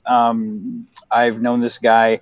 I actually used to hate Frank because he left fan films for a while, and I was like, that SOB, I can't stand it. Oh man. But then when he came back, I was like, well, let's welcome him back. And then like him and I became really fast friends. And I already told him that you kind hated of me. Yeah, he did. What's that? I already told him that you hated me, so you don't have to pretend.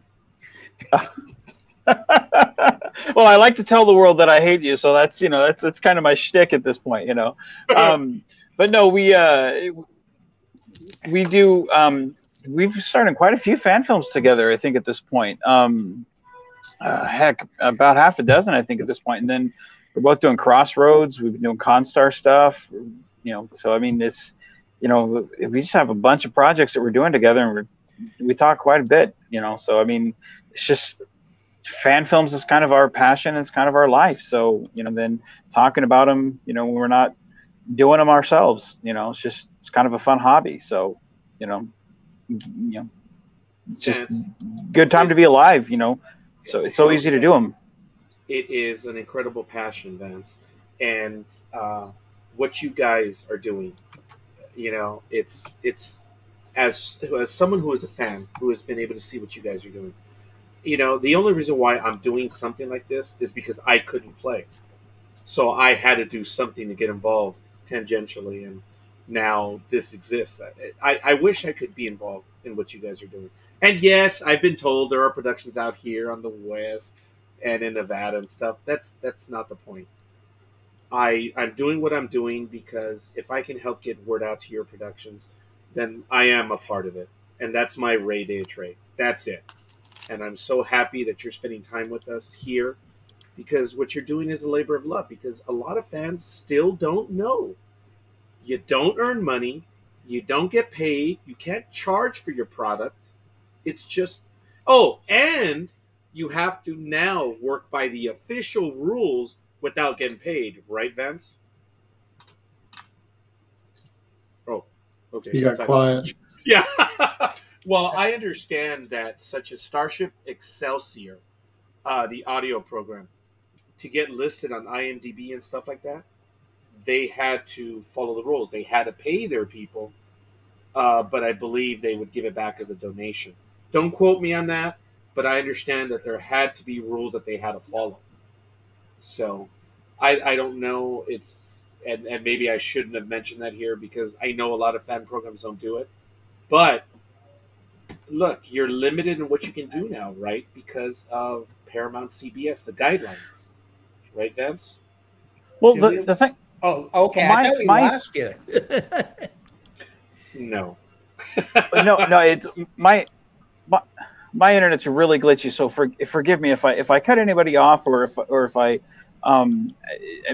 miss if I speak over somebody, like, forgive me. I don't mean to. Like, for some reason my internet's always hit or miss when I'm out here at the plant, so forgive me.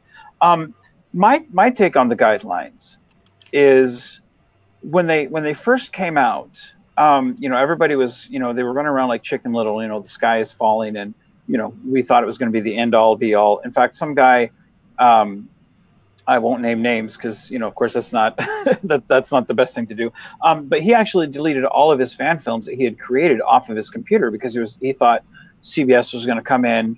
And I guess in my mind, when he spoke about this, I thought he had like the idea that CBS was going to come in and kick down his door and raid his computer and sue him, which I'm like, dude, chill out. but that was the mindset that everybody had. I mean, for a week straight, if you go back to that time period, there was a week between when CBS dropped the guidelines and when Van Sitters actually spoke and said, no, here's where our mindset is at.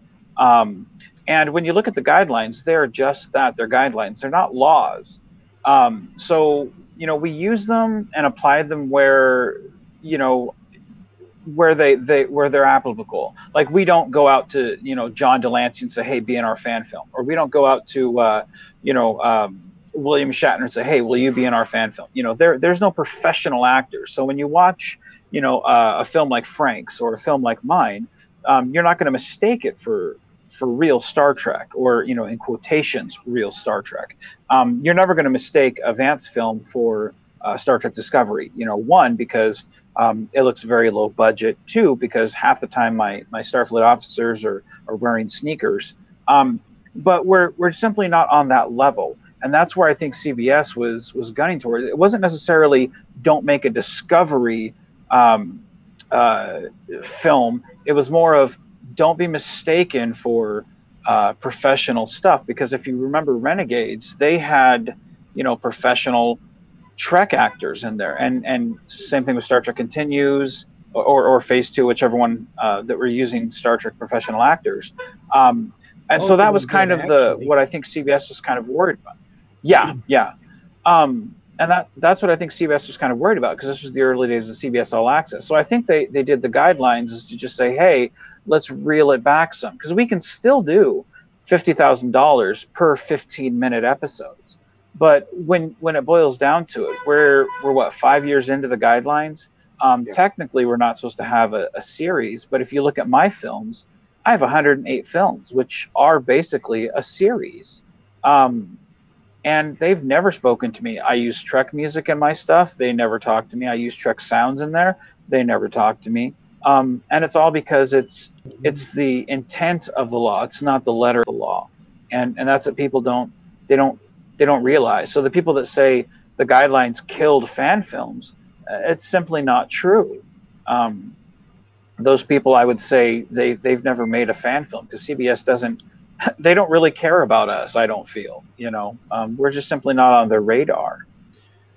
And most fan films are not on their radar. We all know why those guidelines were written, but we've already implied it several times tonight. We're not going to go any further. Look, they've never threatened anyone. I take it back. There was one group that was threatened. But again, I don't want to go down that road because it's a waste of time. Everyone knows that story. And the action was done because, well, again, you know what? I got to shut up. Let's continue. Vance, you're up to 108. Yeah, I know. I'm stuck on that one. Because I remember when those guidelines came out, I was on the phone with Michael right away. And I think, I don't know if we were talking to John. And when we say John, everyone knows who we're talking about. That's the interesting thing, folks. When we say John, everyone knows. And I asked him straight out, what's going to happen? And I remember, and I'm paraphrasing, and he will correct me if I'm wrong. He said, well, we're going to finish what we have in the pipe. And I believe that's what most of the bigger or well-known programs did. They finished what they had in production, what they had money for or whatever. And I know Star Trek Continues eventually ended. Obviously, Farragut did. And James Cawley with, officially, is it Phase 2? Yeah, it's officially Phase 2, but now it's a museum, so I don't know what they call it now. Yeah. But that's the same way with Sam Cockings. He had, what was it? Vance, what was the name of the film that he had, that CBS let him finish? Oh, gosh. I don't remember. But Vance did mute himself, so I don't know if there's something. What he might be working. Yeah, he's working, and sometimes what happens is he gets the trucks, beep beep beep behind him. Yes. So he may be muting because of that. There were other programs. I only mentioned Farragut Continues and Phase 2, folks. And because I don't mention others, don't take it like I'm giving them the cold shoulder. There's so many programs that stopped, and then there are others that continued. Hidden Frontier stopped video. They went to audio. They didn't stop. Starship Excelsior, James Haney. My God, the guy's been on for almost forever. But he was audio, and I remember him saying something to the effect of, hey, we're audio, we're okay. So I know that they continued. And folks, if you want, in my humble opinion, you want an awesome audio podcast, you have to go listen to Starship Excelsior. That's some really good stuff, man. That guy's been doing that stuff for a while now. And his storylines are impressive. But anyway, James, love to have you back one of these days. So we'll see. I don't know if he wants to do video, but we'll see. My brother says cable channel that airs Star Trek channel, so you can show him there. I'm not sure what don't know what that means. No. Yeah, I'm not sure, Louis. My brother dictates to Siri, and Siri, you know, there's a language barrier between me and Tell me about it. Yeah, it looks like Vance dropped. Yeah. Yeah, I think you did. Yeah, I think what it is he does he and I can understand that because every once in a while he gets this real bad signal, and we've had this happen to us before when we were broadcasting. It's been working though good for the last couple of weeks. There must be a glitch tonight. I have a sneaky suspicion that there's activity there because every now and then you just have to drop. Because there was no accident that he muted and then dropped. Yeah, so, it could be. Yeah. Michael, I asked you to take the helm for a moment. Okay. I need a quick refill. Forgive me, my voice is going. Frank. Yes. And Mike. Okay. Frank, you're the here he's coming back. Frank, you would be the OOD, and you would have the helm, Michael. So, or no, you have the con. So that's the way we'll do it for right now. He cons everybody. I do. I know, it kind of sucks that as a Commodore, he's the OOD. But when, he's gone again. Now it's internet. Yeah, it is. Now, this is dedication. I just got a message from my Admiral Reynolds. I'm filming and will upload shortly. See? She's filming her part. She's filming at midnight. Well, yeah. Well, she's in Dallas, Texas. That's still 11 o'clock. Yeah, I know. Is she watching the program, do you think? I don't know if she's. I don't think she is. Give her an invite. See if she wants to join us. But have her do what she needs to get done. Forgive me. Michael. Okay, I'm taking over now. Yeah, okay. Have the con. Yeah. Now, do you want me to explain what you didn't understand, Frank? Yeah, would you please explain that? Well, that all has to do with I thought that he might have handed it to you at the studio. And since Roger kept not coming after I invited him to the studio 4 or 5 times, and if he'd have come to the studio, Michael would have given him something. Oh. So that's what that all. So the whole world knows now. So yeah, but that's what it was. Hey. Yeah. There you go. So that's what it was. So New Horizons for you. Hang on a second. Shay wants to actually come on. Okay. Let me get. Where is yours? I don't think. Is she a friend of mine? No, she wouldn't be. Oh well, she's on our group. A minute. I gotta find yours. I thought I had you up. There you are. Okay, because I can send it to you again. Yeah. Where? Okay, no more Roger talk now. Okay. Okay, he's saying yeah. Phone is glitching. All right. And here is it's been doing. Oh, it's been doing it out here lately, and I don't know why. Okay. So I just sent Shaylin the link.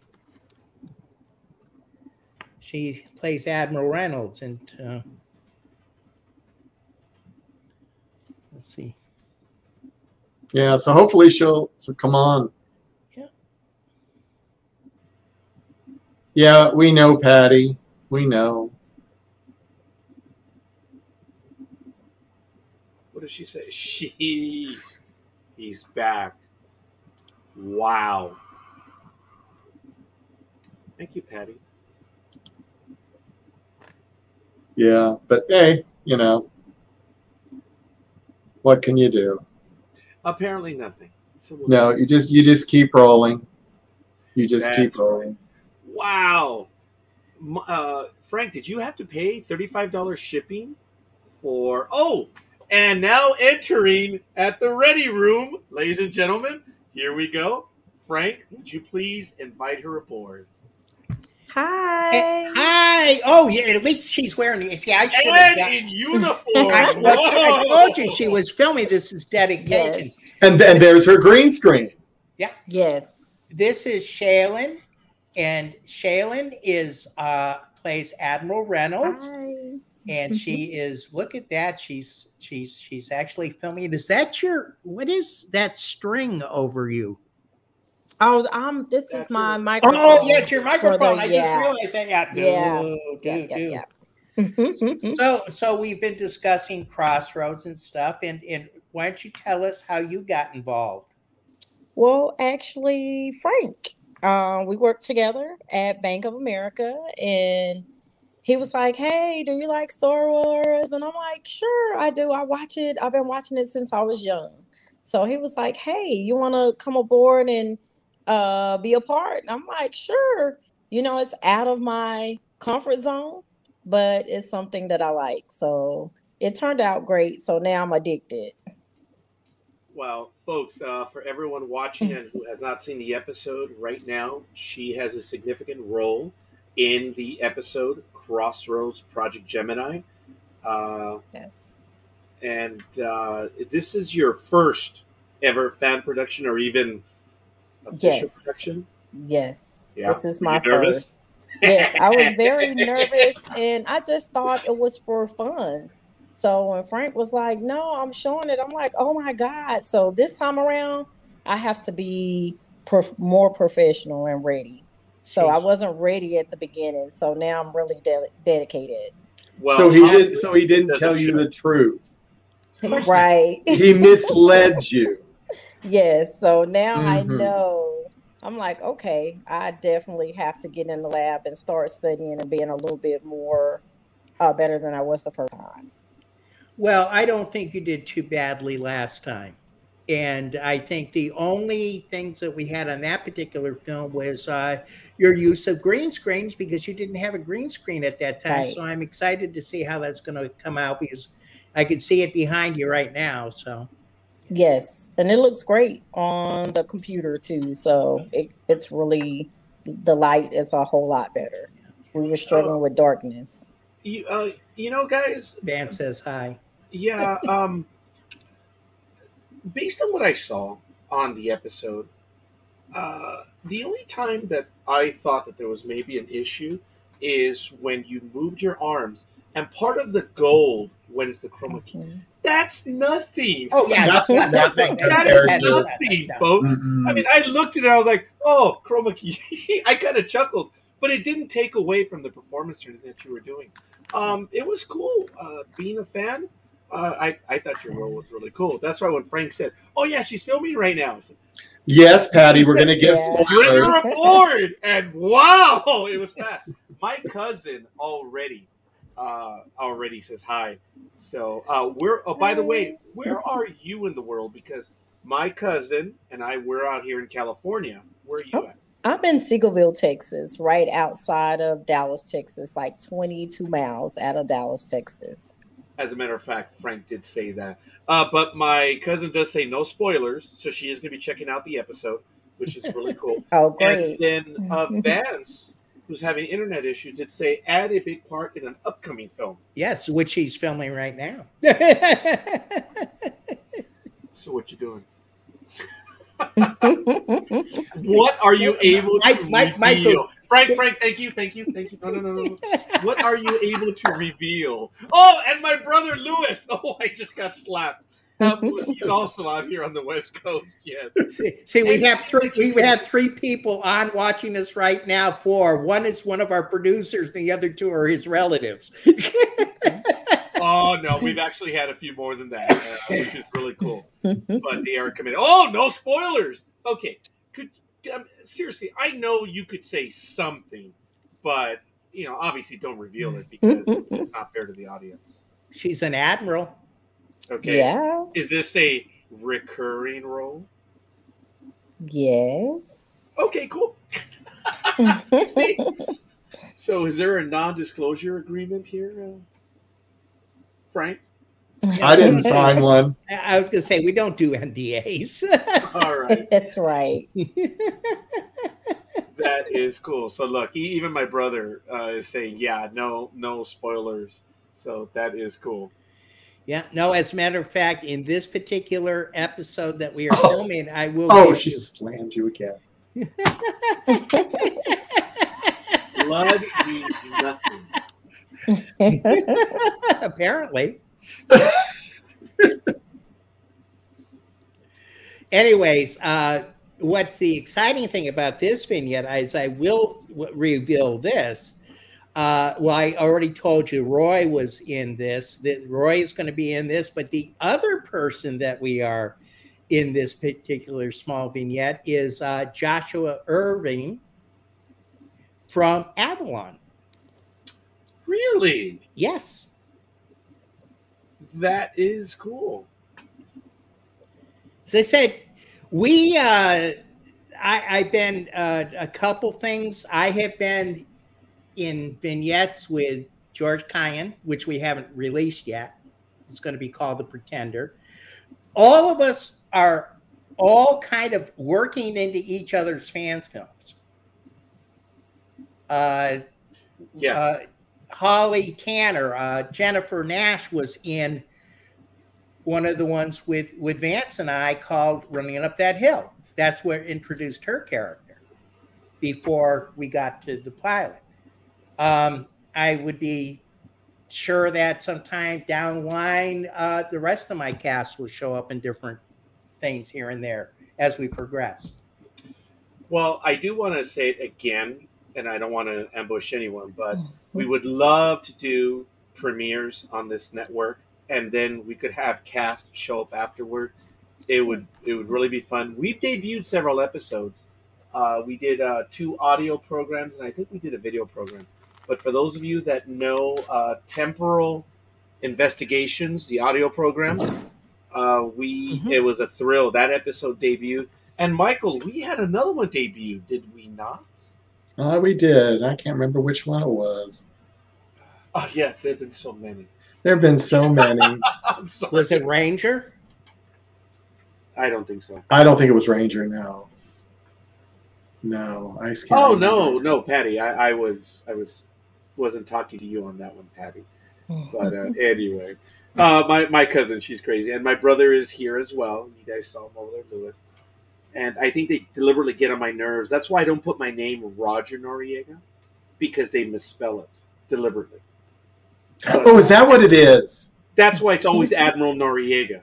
Oh, okay. I was wondering. DGER, like the Barats, but it's okay. So anyway, so you're now working on your second one now. I guess yes, right. Mm-hmm. You going to be in any others? Hopefully. Oh, okay. So you don't know. Okay. As I know, Vance knows the cast and crew, so we'll see where things go on that. I'm sure you will be. That's why you have the other uniform for after credits. I was telling you about how that one is for the after credits. So that is cool. Now, Frank gave us a little bit of history how you got involved in the program, and you mentioned you did have a like of Star Wars and or Star Trek, or did not? Yes, both. Matter of fact, so when he mentioned that, I'm like, really? You want me to come on and be a part? Sure. I'm like, that's out of my comfort zone, but hey, it's helping me too, just to be a little bit more outgoing when I'm around a lot of people. I tend to be a little quiet and shy, but it's been helping me be more talkative and outgoing with my peers. So I definitely appreciate Frank bringing me on with him to do this. I'm very appreciative. That is cool. Yeah, being able to do this, it just looks like it's a lot of fun. But so that we may introduce you a little bit more to the audience, you mentioned that the episode Crossroads, Project Gemini, is your first professional. Did you ever think that you would be doing anything like this at any time? No, Performance art. no, No. Wow. no, Never dreamt no. of it, anything like that? No, acting, Okay. I mean, just acting is just not my forte. And I'm like, oh, it wasn't bad. So now I got to be great. Wow. Okay. All right. Vance, we will have to talk. So, all right. Fair enough. Any particulars in the Star Trek universe? I mean, there's probably close to 800 hours now of Star Trek. I know for the longest time there was 700, but now with Discovery and Picard and Lower Decks and everything, there's a lot of Star Trek. Is there a favorite of yours, whether it be a character, series, movie? I know Roger's like questions the always have multiple parts. I know I like the old, but I like the new. Like when they did the newer version too, they kind of livened it up and brought it to the 20th century too. So I like how Spot with his girlfriend and how he finally showed emotion and things like that. So I like both. I like the newer version better a So little you bit. are a fan of the Abrams verse movies, and that's what they're Yes. colloquially called. Yes. You know, I remember someone that I mentioned earlier, James Haney, producer with Starship Excelsior. He wrote an article somewhere. I think it was a review for the movie, and he remembered going to an old theater that was in the mall, and there was no one there. But he was a Star Trek fan, and now with these new movies, they're cool because you Yeah. have so many people watching Star Trek. And when it Yes. comes down to it, obviously Star Trek had an audience and it played to its audience. Michael knows this, Frank knows this, and I believe to a lesser extent you know this. What I'm talking about is, especially, they mentioned it in Star Trek Generations. For someone who has never seen Star Trek has its own language. They Yes. don't explain shields. They don't explain phasers. They don't explain the Federate. You already have to speak the lingua franca. You already Right. have to understand it. And in that, it was done for the fans in every which way. The Abrams verse changed that. It opened it up to everyone, and they spent a little bit of money also Yeah. for those. Oh movies. yeah. Just a Yeah. little. Just a little bit. It makes Yeah. me wonder what they could have done, in the original movies, but that's neither here nor there. So, you mentioned you like the Abrams. How about the TV series? I know you mentioned the originals. Do you like Mhm. any of the stuff that's on right now, like the cartoon series, Lower Decks or Discovery, Picard? I do. I now since I've been doing this with Frank, I've been doing a lot of watching of Star Wars from Star Trek, from the cartoons to the old movies, especially on DirecTV.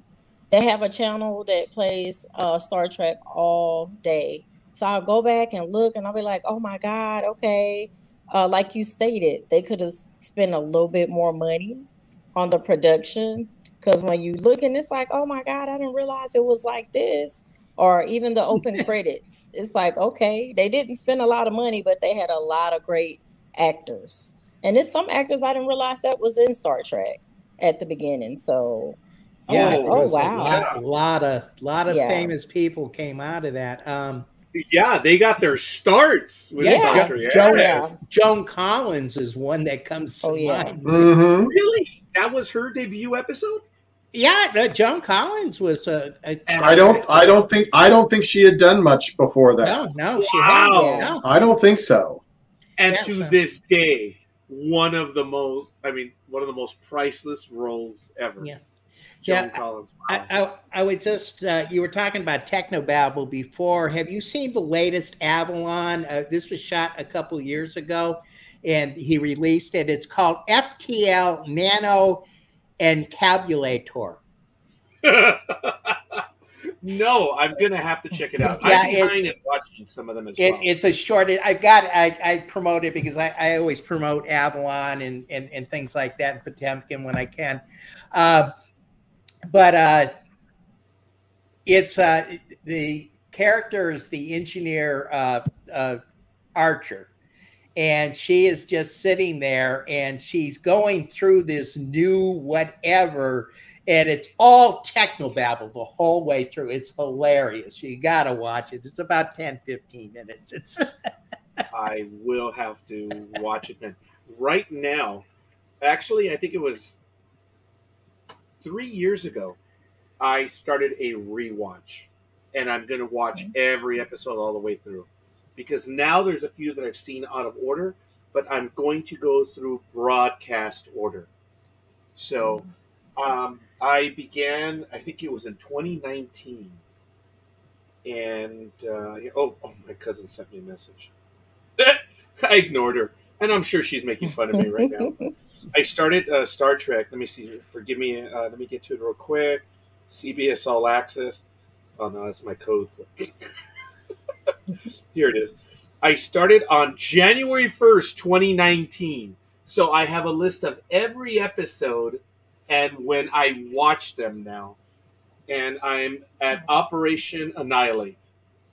wow. For the second season. But I've already... Oh, no, I apologize. No. Who Mourns for Adonis? I just saw that one on June 14th. Wow, it's already been a while. So I'm going to watch everything all the way through because I might have missed one here and there. So I'm going to make sure to watch them all now. So when Star Trek is on... Okay, guys and girls, sorry, I apologize. Present Company. What are some of your favorite episodes? I don't think I've asked this one before. But what are some of the famous episodes or your favorite episodes right now? Me? Yeah, I actually Well, sometimes will actually. We've been I through know. this before. I apologize. Yeah, I know it's like we're sitting next to each other, right? And we're about 3,000 miles away. Well, some of my favorite episodes is with the dang it, what's the actor, the black guy that wore the glasses? Oh, Jordy. Yes. Yeah. Jordy. I like a lot of episodes that he filmed a little bit, but I'm new, so I'm with you. I'm rewatching now since I really got involved. So I'm like, I'm still watching, and it's like, oh wow. Back then, I watched Star Trek, but now I'm really watching Star Trek. So every little thing that someone does, I was like, okay, I missed that. So that's the Star Trek that I know, and then the modern version. So now you're gonna make me like you. I'm gonna have to go back and start watching every little from the beginning till end because I didn't realize that I really liked it, and so I'm like, oh, okay. I need to go and do my homework. But you know, the other thing I also encourage our actors to do is to go out and watch fan films too. Okay. Because I want them to see other fan films and pick the good parts and see the bad parts, because every film there's good parts, bad parts. You know, why did this happen? Why did that happen? Start analyzing and getting, you know, an idea of how to build and, you know, what's good, what's bad. The other thing I always tell my actors is the fact that I want you to take and make that part your own. You know, I want you to live that part. I want you to give it your personality, the way you see it. I don't want you to memorize the scripts. As long as you're sitting there and conveying the gist of the script, don't get hung up on exact verbiage. As long as you say what it's supposed to be, I don't care how you say it, as long as it comes out natural and it's you. And that's one of the best things I think I can tell any actor. And then another one is this I got from Randy Wren.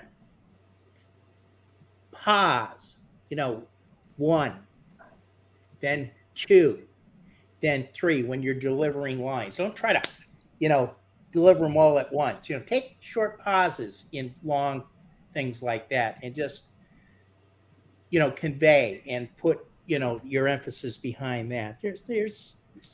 It's a learning process. The whole Totally thing. agree. Totally agree.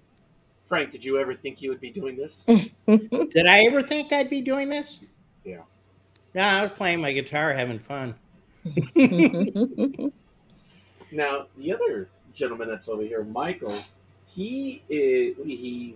think he still is. He's a retired educator. And he's told the story from time to time that he would sneak Star Trek into his lesson plans indirectly because he has a background in. So what is it? It's Animation. Mm-hmm. And he would work with the kids and have them work on stuff, and without them knowing, they were working on the Star Trek project or whatever. And then when something would come up, they're like, "Hey, that's Star Trek or whatever." So Yeah.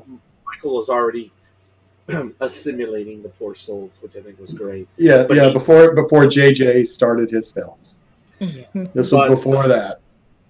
But Michael's sneaky like that. well, Mhm. definitely sneaky like that. But he didn't force it upon them either. He just was educating them on how to do the animation.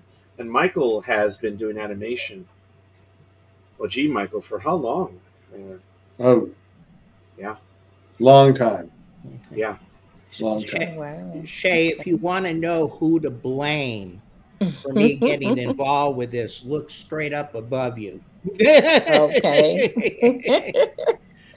I'm like, oh wow. I'm like, you got a full production. So I didn't realize how serious it was until I seen it. I'm like, oh my. Okay. Yeah, Michael, it's a lot. Yeah, Michael's been involved in quite a few productions, and I refer to him as the godfather of fan films because of his involvement and Night guardian Vance. angel type. Oh, he is. I'm sorry. Oh Yeah. yeah, he's out. Thank you, Yeah. Vance. Either way, keep on keep on. I apologize. Michael has been involved. He's given to so many programs. There really is no one like him. He has been involved in production. He's been involved in, well, he is. He's a producer. He's rarely ever in front of the camera. I know you can't get him in. He's only been in, I think he's been in one or two. I know that he was in Just Passing Through. I think you were background in that. Yeah, you couldn't see me, but I was there. Yeah, you were in The Crossing. Mm-hmm. You were on there. Were you in Innocence? No, I got cut. Yeah. Okay, I didn't think you were that. Are you in Homecoming? No, I believe he's only been in two. I've been in three. Farragut. I've been in it's- 3 Farragut's. What was the other one? Okay, I better put my glasses on then. Now, the one that Mark did, and now I can't remember the name. Oh, of Night it. Shift. Night Shift, yeah. I was Yeah, in Night yeah. Shift. Right. Yeah. Mhm. All right. And I was in another Farragut production that never saw the light of day. Will it Oh, see that the one I light of haven't day? heard. No, never. Why? That good? Was that Farragut forward? No. No. Okay. Wow, that No, was a quick. I have that uniform in the closet back there. It was a whole different uniform. Michael, would you please bring it out of the closet? Can you I bring it out tried of the to be closet? stupid. I'm sorry. Yeah, no. I want him to come out of the closet too. I Oh, need. no, I didn't say that. No. I was talking about the uniform. That's what I was like. I'm going to butcher this. Oh, come on. I'm Are you old. sure you want Don and I come up to a Deep Creek in a couple weeks? I am- I'll bring it there. I'll bring it then. You'll bring it down. Okay. I'll bring it, and it was the costume was never finished. That should tell you a lot. Oh, it's But a I had to wear it during filming, and it hadn't been finished yet. it's a John Broughton production. Yes. Yes, he didn't have time to finish it before we started shooting. Look, I worked with John for all those years. I can pick on him anytime I want to. Yeah, No, it's cool. no, it is cool. It is cool. Look, I was glad it never saw the light of day, personally. So it was Was it a Starfleet uniform? kind of. Michael, turn right behind you, turn the knob, and get it out. You know I'm going to bust you until you show it to me. I don't care if I have to call you for the next 3 days on Yeah, I'm not going to do that. I'll leave it to Frank. Yeah, well, and Frank will do it. Yes, Yeah, please. and then we'll get monitored, and then For what? Oh, NSA, big deal. Yeah. We get drop calls all the time, Mike. I know. Mike, we there do. it is. Turn right around. Turn the knob. Come on. I know. It's just right outside in the hall. I know. Yeah. Okay. Well, there's the door. But He's anyway. like, I hope your TARDIS falls over. Ooh, them are fighting words, Frank. I know that. Well, the Daleks are facing towards you, Yeah. Frank, so look out. Okay, fair enough. And they were made by Michael Bednar, so That's right. you know they're good. I know. Wait, what does Donna say? Bring it and I'll finish it for you. That was good. That is. Well, I think this is the point, again, where I try to introduce, especially our new guests. Now, Patty says, that's right, Michael. Don't go get it. Hey, but now I got to put my glasses. What'd she say? She says, you stay your ground, Michael. Don't go Oh, okay. Oh, she's sticking up for me. Oh, that's nice. Yeah. Michael, I don't think I've asked you yet, but you are a producer, you are a creator, you get to play in the sandbox. What does Star Trek mean to you? Oh, I mean this week versus did I say 2 weeks Michael? ago? I apologize. I meant Frank. I know. I was like, hey, Michael. I meant Frank. Sorry. Yeah, it's still directed at you, Frank. Haha. I'm good. Leave me alone. Didn't Okay. you ask Frank that a week ago? I don't give a rat's. Well, I know yeah. you don't. Yeah, but that's okay. Star Trek means my youth, my hopes, my dreams. Yeah. It is something that's kept me going in good and bad times. It's given me a sandbox to play with. It's given me friends. It's given me adventures. A lot of heartburn, but a lot of love. My brother answered it. He says what Star Trek means to him is the future. Yeah. One that he will never see. I don't know Yeah. if that's true, Lewis. I mean, in some ways, it's starting to happen now. Look, you folks, I know Michael's heard the story, but there was a young man watching Star Trek in the 1960s, and when Captain Kirk whipped out the communicator and flipped it, he said to himself, I want one of those. And I don't know his name right now, but he is retired in Malibu, living. Because every time there's a cell phone that is sold, he has so many patents that each phone pays him. And not a penny, not two, but I don't know how many patents he has. But he invented the cell phone because he saw Star Trek. And he said he wanted one of those. That's just one. There are so many others. Mae Jemison, the real astronaut, she said that I became an astronaut because of Star Trek. I mean, and there are other astronauts that have said that. The young lady, I forget her name, within the last 3 years, that wore the Janeway uniform. Oh yeah, on board. Yeah, I forget at the International Space Station.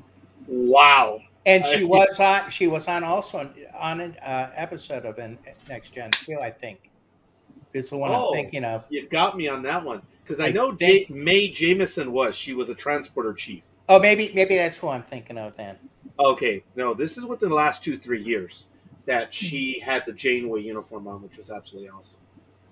And many astronauts have said, and I've interviewed a few of them. As a matter of fact, unfortunately, he passed away. Lieutenant Colonel Richard A. Searfoss. He was retired, mission commander and shuttle pilot for several, and he mentioned, he saw Star Trek, and he said he wanted to do that in real life. It's amazing.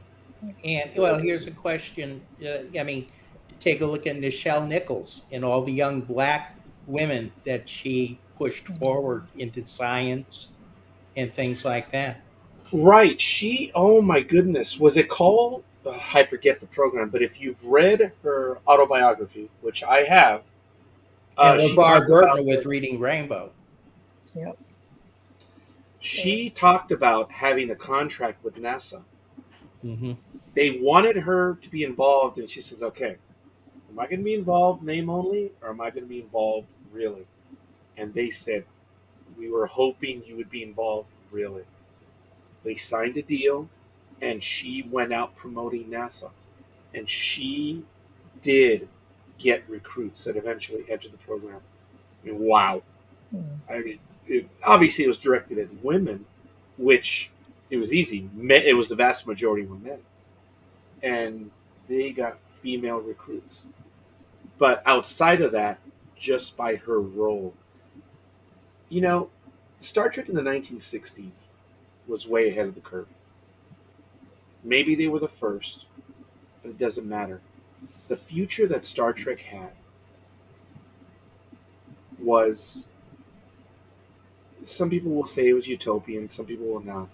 But if you think about Star Trek, it talked about a future where we had our, excuse me, our shit together. We had solved lots of problems, and we were venturing together, humanity, going out there. And when you looked at the crew, there was an alien, there was an Asian gentleman, there was a black gentlewoman, there was a Rusky, there was a Scotsman. Now that's the telling one. Just kidding. Hey, they had to have somebody fuel the engines. Aye, lad, that they did. You had the country bumpkin, the doctor, and you had everyone. And it was a future, being a minority myself. I never thought of it because I was born just before Star Trek went off air. So I grew up in the reruns. And for me, I always saw that crew. And I guess it was up here. Yeah, it was, they were all together. So I grew up at a time where it was after the tumultuous 60s. And Star Trek was just like, everyone's on there. And during I'm sorry, Frank, and during the tumultuous 60s is when I was watching it. And Yes. what it gave us at that time was the hope that we needed during the Vietnam era. It was the hope that there was a better future if we did the things that we should. Saw a world that was without major conflict, that people could get along together. And looking at it at that point in time when it's really right there and you're living it, I don't know if it's an experience that can be felt unless you were actually there, even though it's conveyed. Does that make sense? Yes. Yes, it does. Michael, you also saw it in first run, did you not? I did see it in first run, yeah. Yeah, Michael, I think, can attest to that feeling. Yeah, I too. can. I mean, it was different. I mean, there was nothing else like it on TV, and I'm not taking anything away from anybody that didn't live in that. no, but it was just.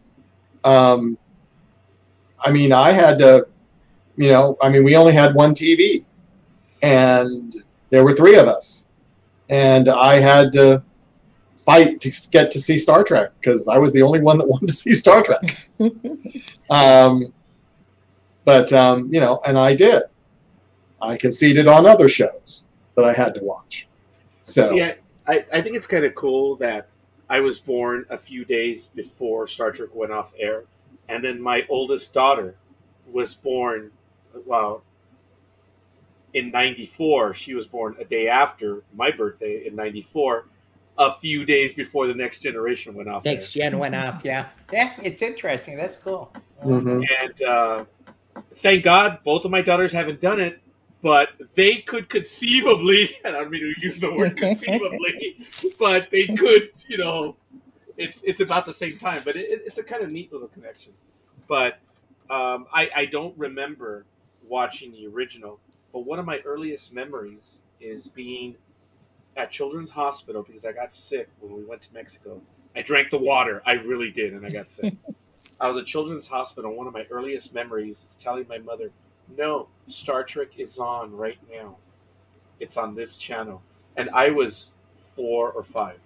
My brother can probably tell me because he recalls the time. I was hospitalized for like a week. And after that, whenever we go to Mexico, the night before, I would fill my jug, my gallon of whatever, like a milk gallon of water to take with me. And I didn't know why, but they told me, "Yeah, you got sick one time." But one of my earliest memories is telling my mom, no, Star Trek's on right now on this channel. Turn it. And it wasn't on. So, but I was telling her, yeah, it should be on right now. And it was in rerun. It was in the 70s. It was crazy. Without revealing any ages or anything, what does Star Trek mean to you? Well, I was actually born in the 70s with the reruns. They used to call me a weirdo, because they was like, "Why you watch that weird show?" It was just something about it that would draw you in. Like you said, the language. It was different. It was something different on TV. So yeah, I was definitely in the reruns phase. Did you I was naive to it, folks. Again, I mentioned the minority aspect. Did you get that, though, having Nichelle Nichols on the program? Yes. Oh, yeah. So it really did for like you. Like you stated, it was like a lot of diversity back then. Yeah, when I look at it, that's when it was a good point that was brought up. I'm like, yeah, you're right. That's it. It was all different types. It wasn't just this race. It was all different kinds, even with the aliens. So me and my mom used to watch it all the time. They were like, "Y'all weird. Why are y'all watching that weird show? I don't understand it." I'm like, "You got to be special to watch Star Trek." That's what me and my mom used to say all the time. Shay, did you ever hear the story about Nichelle and Martin Luther King? I didn't heard some people bits and pieces. She was going to quit after the first year. Okay. And she met Reverend King. And he looked at her and he said, "Do you May I embellish the story a little bit? Go ahead. It was after the first season. I think they were at some event. It could have been a Paramount event or whatever. And there were a whole bunch of people there, but it was a Hollywood type event. And someone came up to her and said, "Miss Nichols, a fan would like to speak to you." And she admitted, "All right, let's see what this fan, has to say." Yeah. That's all I wanted to add to that. Please. No. Continue. No, Frank. No, you got it. I forgot about that part. Yeah. Because she admitted she was a tad dismissive. She's like, "Yes, another fan." Go ahead, Frank. Please tell the story. I wanted to put that part in there. Yeah, so actually she went out there, and when she found out that it was Reverend King, she just went, yeah. And, he looked at her and she said that, she had been thinking about quitting, that. And he said, "No. Do you know what you are doing? Mm-hmm. Do you know what you are showing everyone? That you can be anything that you want. We have a Black woman on the bridge, an officer on a starship.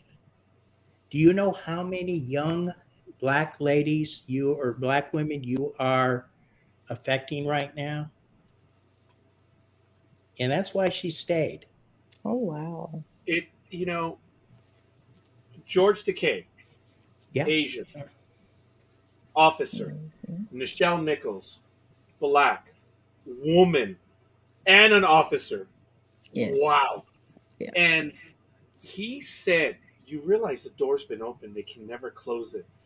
They see you as how we are, but no one sees that." And both Frank and I are paraphrasing. We know the story. I know Michael knows it as well. And it is incredible. But she said, "Yeah, it's great what you're doing." And she says, "Well, I'm thinking of leaving the program." It's like, the hell you said? Of course, he didn't say that. Right. This is Roger paraphrasing. but it was something he says, no, you can't. You cannot. And the other part to that story is, I believe, is when Robert Beltran was on Voyager, the light went on for me. I'm like, holy crap, there's a Latin person on there. And I got it. I understood. And I do apologize. Someone just asked to join us. You guys know him. I'm sending them the link right now. So he's been part of the network on numerous programs. I've known him for a long time. He goes by Dream. It's Thomas. He asked to join us right now, and I'm like, yes. So he's going to be in a moment. But folks, I know it's late. I don't want to trap you, and I didn't give you guys a chance, but I know it's late for you guys. We're running on your time. Okay? Yeah. So I get that. I know I'm going to have to cut out in a little bit because I've got to get up in the morning. But hey, how you doing? How's it going, guys? How you doing? Hey, Dream. It's not a misspelling. It's due to an email that he kept. But it's like, it's not Drem. It's Dream. But he goes by Thomas. Yeah. Thomas, thank you for joining us. What's up, dude? What's going on? I just wanted to say hi and thank you for putting this program together. First and foremost, this is awesome having all these people on. Michael, good to talk to you again. But you guys started going through what Star Trek means to you, and I was like, I got to jump in there real quick. Please, go for it, dude. Just one thing that got me when it comes to Star Trek was where I guess the tagline to boldly go. And to me, that kind of resonated with my whole life. It's like, whatever you're going to do, don't do it mildly. Do it boldly. Do it with confidence, with courage, with hope, as Mr. Parker says. You know, it's you have to do it with purpose. Live your life with purpose. You know, and whatever you're going to do it with everything that you've got. Don't go shy. You know, in different facets of life, you know, financials, you know, they tell you, shy money doesn't make money. You know, it's always having to do with having the courage to do what is right. Have the courage to stand up for what you believe in, even if you're standing alone. You know, you always have to do it with courage and with pride and confidence. And that's what stuck with me through the years. Very good. I appreciate that, Dream. I don't think I've ever asked you that, and I've known you for a long time, and we've talked about Star Trek. And I never knew that, my brother. I'm impressed. Appreciate that. Yeah. Well, anyway, so yeah. I mean, there are many more knowledgeable people when it comes to Star Trek than me. So continue on. Folks, knowledgeable is only valuable when you're a guy on Twitter that it says Trekspert and you post, I thought this guy was fired. I didn't think Star Trek was making any money. Yeah. You moron. The guy just got his deal extended. It's just like, your name is Trekspert and you didn't even know what's going on. Get out of here. Yeah, change your handle. Right. Yeah, anyway. I just, that happened a few days ago. Folks, you have a lot of fans that have seen every episode. You have a lot of fans that have seen few episodes. Yeah. There's no difference. That's right. There's nothing. Never trust a Tribble. Okay, that's true. You've got to see those episodes. What's about the Tribbles? You have to see. But never trust a Tribble. That's funny. Now that is cool. But all right, fair enough. So can I ask a question before Frank tries to abandon us? By the way, forgive me 1 moment, Frank. Shay, you realize that you are a trailblazer as well because of the role that you have. You are not only an officer, you are a flag officer. She's a vice admiral. You don't see too many vice admirals. I know. Thanks to Frank, he thought I was worthy, so I'm definitely appreciative. And I even promoted her over me because I'm only a rear admiral, and then I go back to Commodore, and then down to captain. Hey, look it. I've got my toothbrushes ready to go to the plasma tube. Good. Good. All right, fair enough. Dream, go ahead. I was just gonna ask if there were any particular episodes that stuck with you guys through the years, like from any series, any. Oh, Any Inner scene? Light. Inner Light is my favorite. Vance hates it, but I love it. Inner Vance Light. hate it? Yeah, he doesn't like it for some Oh, reason. Vance. I'm sorry. Yeah, but Stupid. You're getting old. But I mean, to see an episode where Picard lives in 20 minutes an entire lifetime. Yeah, Shay, you may not have seen that one yet, but No, but I'm gonna start my journey. But yeah, like he stated, I haven't seen a lot, but here lately, since I've been really active with Frank, it's like I'm watching like, oh my God, okay. I've been missing this all this time. So yeah. Star Trek is a creature of Hollywood production. Yeah. And I want to share something with you, Shay, which I don't think you know. I believe Frank does, Michael does. I don't even know if Dream knows this. But Desilu was the production company of Lucille Ball. Okay, Lucille Ball became a player in Hollywood, and she started doing her own productions on the on the west side of what would be the Paramount lot. She was producing 2 one-hour dramas. One of them was Star Trek. The first pilot failed, and they actually asked for a second pilot, which was rare. Very rare. And not only that, the production company itself wasn't wanting to really do it. But She fought. Ball, she said, "We can do this." It is incredible to know that Lucille Ball, one of the greatest entertainers of all time, without her, there would be no Star Trek.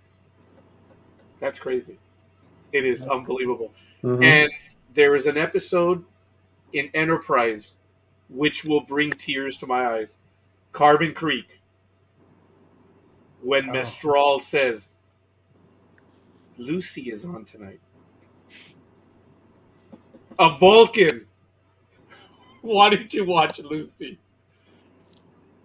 I love Carbon Creek. It is not a lot of people's favorites. It screws with the whole order of things. But there was a story there. If there's any continuity in Star Trek. Oh, La Shay. I do apologize. Yeah. Okay. Yeah, she said, I think she was late, but she said she was going to go, and I apologize. But, yeah, it kind of screws with continuity, but the story is amazing. And, folks, if anyone who saw Enterprise, the Vulcans were a-holes. They were flat-out a-holes. And then you get these 3 in Carbon Creek, and it's like, where have these Vulcans been? Well, the fact they wanted to watch I Love Lucy. Well, one of them very did. Logical. Yes, one of them did. The other 2 really did not. One of them had nothing to do with them. And the other one was kind of, yeah. But it's actually a decent episode. That one stands out for me. But there are others. The Inner Light, of course. Yesterday's Enterprise. Oh, my God. Folks, Yesterday's Enterprise, which gave us the first nightmare view of an alternate timeline where not only things bad, but we were losing. We were losing a war, and we were going to lose. When Rachel Garrett talks about what's going on, and then Picard whispers to her, and he says, okay, I get it. We're in a war now, and you want to help. But you realize one starship today will make no difference. That's but right. one starship 22 years ago could end this before it even gets started. I mean, that is hardcore stuff. And we know what happened in history. He sent them to die. It's unbelievable. But we know the history that the Enterprise was lost, and the Klingons they learned that a Federation starship answered their distress call, but was destroyed. And for the Klingons, that was the ultimate honor. And that's why things changed. It's unbelievable. Great story. And there's others. There's others. I mean, oh my God, Voyager.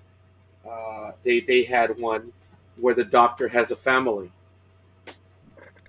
I forget what that one is called. And then how many from DS9? Oh my God! Talk about the episode where they get the Romulans into the war. I forget what that one is called. Oh my God, guys, help me out on that one. Can't think of it offhand. You know which one I'm talking about, but that is a masterpiece episode. I forget the name of it. It is where he says, "The road to hell is paved with the best of intentions." Yeah. Oh my God, I cannot remember the name of that episode. Oh my God. I can't either. It is a tour de force. Oh, and then the one where Benny Sisko, he's the writer. And Far Beyond the Stars, right? Yeah. Yeah, there's so many. Michael, some episodes. I can't think of any. I never remember titles most of the time. That's the problem. Yeah, that's my issue. I can only remember one name of one episode, and it's The Trouble with Tribbles. That's the only name I will ever remember. And well, then, the other one is Trials and Tribulations. That's the Deep Space Nine one where they go back and recreate that. I thought that was a pretty cute one. Do you guys know the backstory to that one as well, right? Not sure I do on that one. The production staff had two marvelous ideas and they knew they wanted to go crazy, but they wanted an episode for the fans. It was their Valentine's for the fans, and it was going to be a gift to them, and they hadn't decided which one they were going to do. They obviously don't mention the other one, and the other one's going to be the Tribbles. And Charlie, they went out to lunch after arguing, and they went out to a pub right around the lot, and lo and behold, who walked in? Charlie Brill. The one who's in both episodes. The actor, Charlie Brill, walks in. Who played the Klingon agent. Yes, and they said, yeah. That's the episode we're going with. They were like, it was karma. And that's how they went with Trials and Tribulations, which, folks, for DS9, oh my God, one of the best episodes, huh, Frank? I mean, when Bashir was like, wait a minute, my grandmother's last name is, oh my God, is it possible that, and O'Brien's like, just shut the hell up, dude. You know, I'm going to say, paradox thing. It was. I'm going to say, I would love for them to do an episode where they have William Shatner come in somehow and reprise his role, and they throw two Tribbles on the ship, and he's just like, oh, hell no, and just blasts them immediately. Just for a quick little bloop. Well, folks, here's the thing. It was close to being done in the fourth season of Enterprise. Oh, man. I would love to see that. Oh, I know, it's money. But it would be hilarious. It's just they couldn't agree, and that's a shame. That would have been. Tell me you wouldn't have laughed your butt off. Oh, I would have. just to have him go, oh, hell no. Not this again. Do you guys also want to know a little bit of trivia? In that episode of Voyager, where they go back in time to 1996, Your Future's End, when Tuvok, Paris, and Rain Robinson are in that van or whatever, and they're driving on the street, you guys know that's Melrose Avenue. And when they're driving, you can see Raleigh Studios behind them. And for those of you that know, Raleigh Studios is on the corner on the south side of the Paramount lot.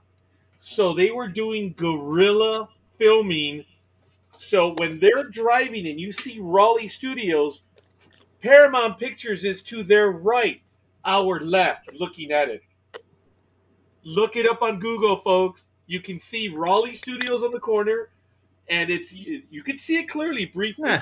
But they're on Melrose Avenue when they're talking about that stuff. Man. They were filming right outside Paramount Pictures. It's damn funny, man. Hilarious.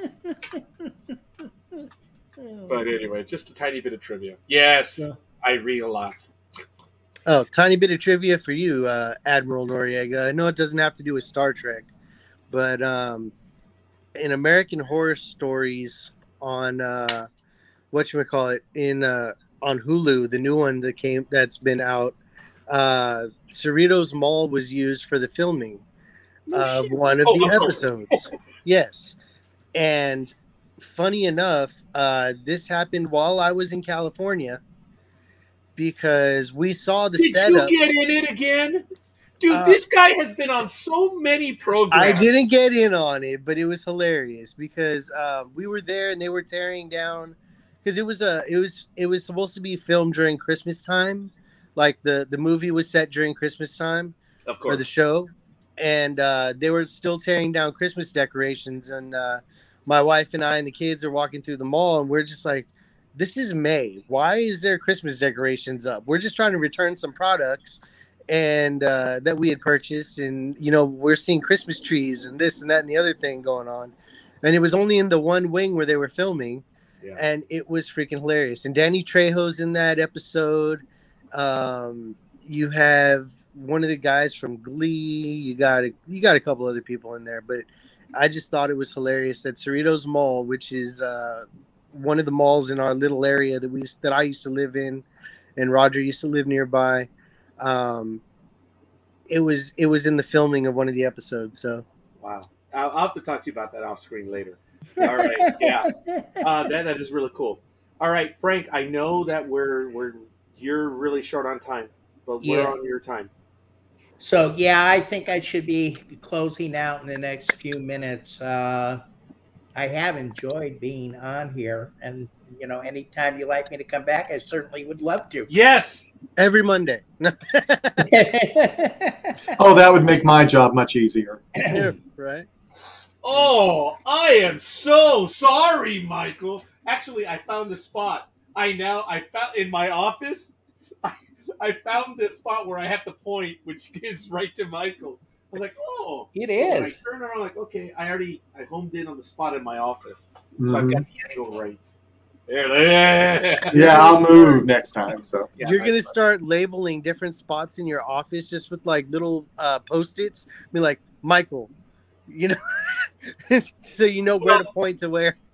Poor Shay didn't know what happened when I physically turned to her and I was talking to her. She's like, me? I'm like, I didn't turn to anyone else. Poor Shay. She didn't know. These guys already know that I will actually react to them. Yeah, exactly. But Patty wanted to get. Oh, I used to live over in so looking at Penny Hill. this, I used to live over in like Bellflower, stuff like that area. Actually, he lived when he was growing up in Hollydale, Southgate. I work one block away from where he used to live. I pass his house almost where he lived, where he told a horror story from. Yep. Yeah, or about. Yeah. But now he's in Hammond, Louisiana. Yep. How big are the mosquitoes over there, buddy? About the size of B-52 bombers. oh, they've Those are shrunk. big. Yeah. Yeah. Well, it's off season right now, so Oh, okay. Okay. yeah, these are the babies. Hmm. All right, fair enough.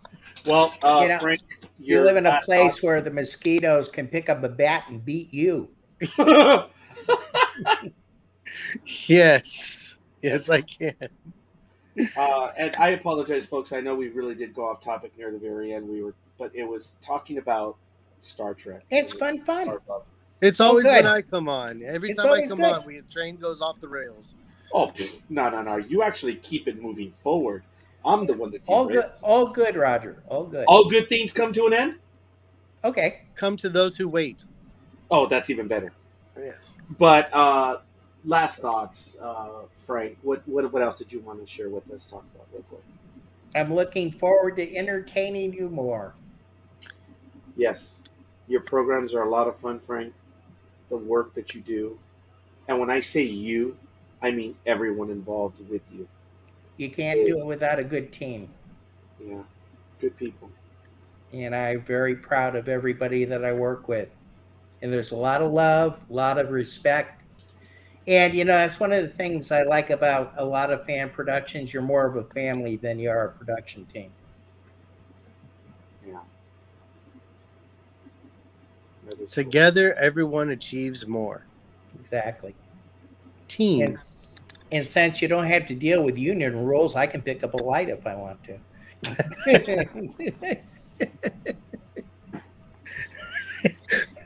Admiral Noriega loves unions. So he's hurting right now. I have no comment. We won't go. It's actually a joke what he is saying. I'm sure. Yeah, you bet it is. Anyway, I know how to hit those soft spots. He knows all the loopholes. We're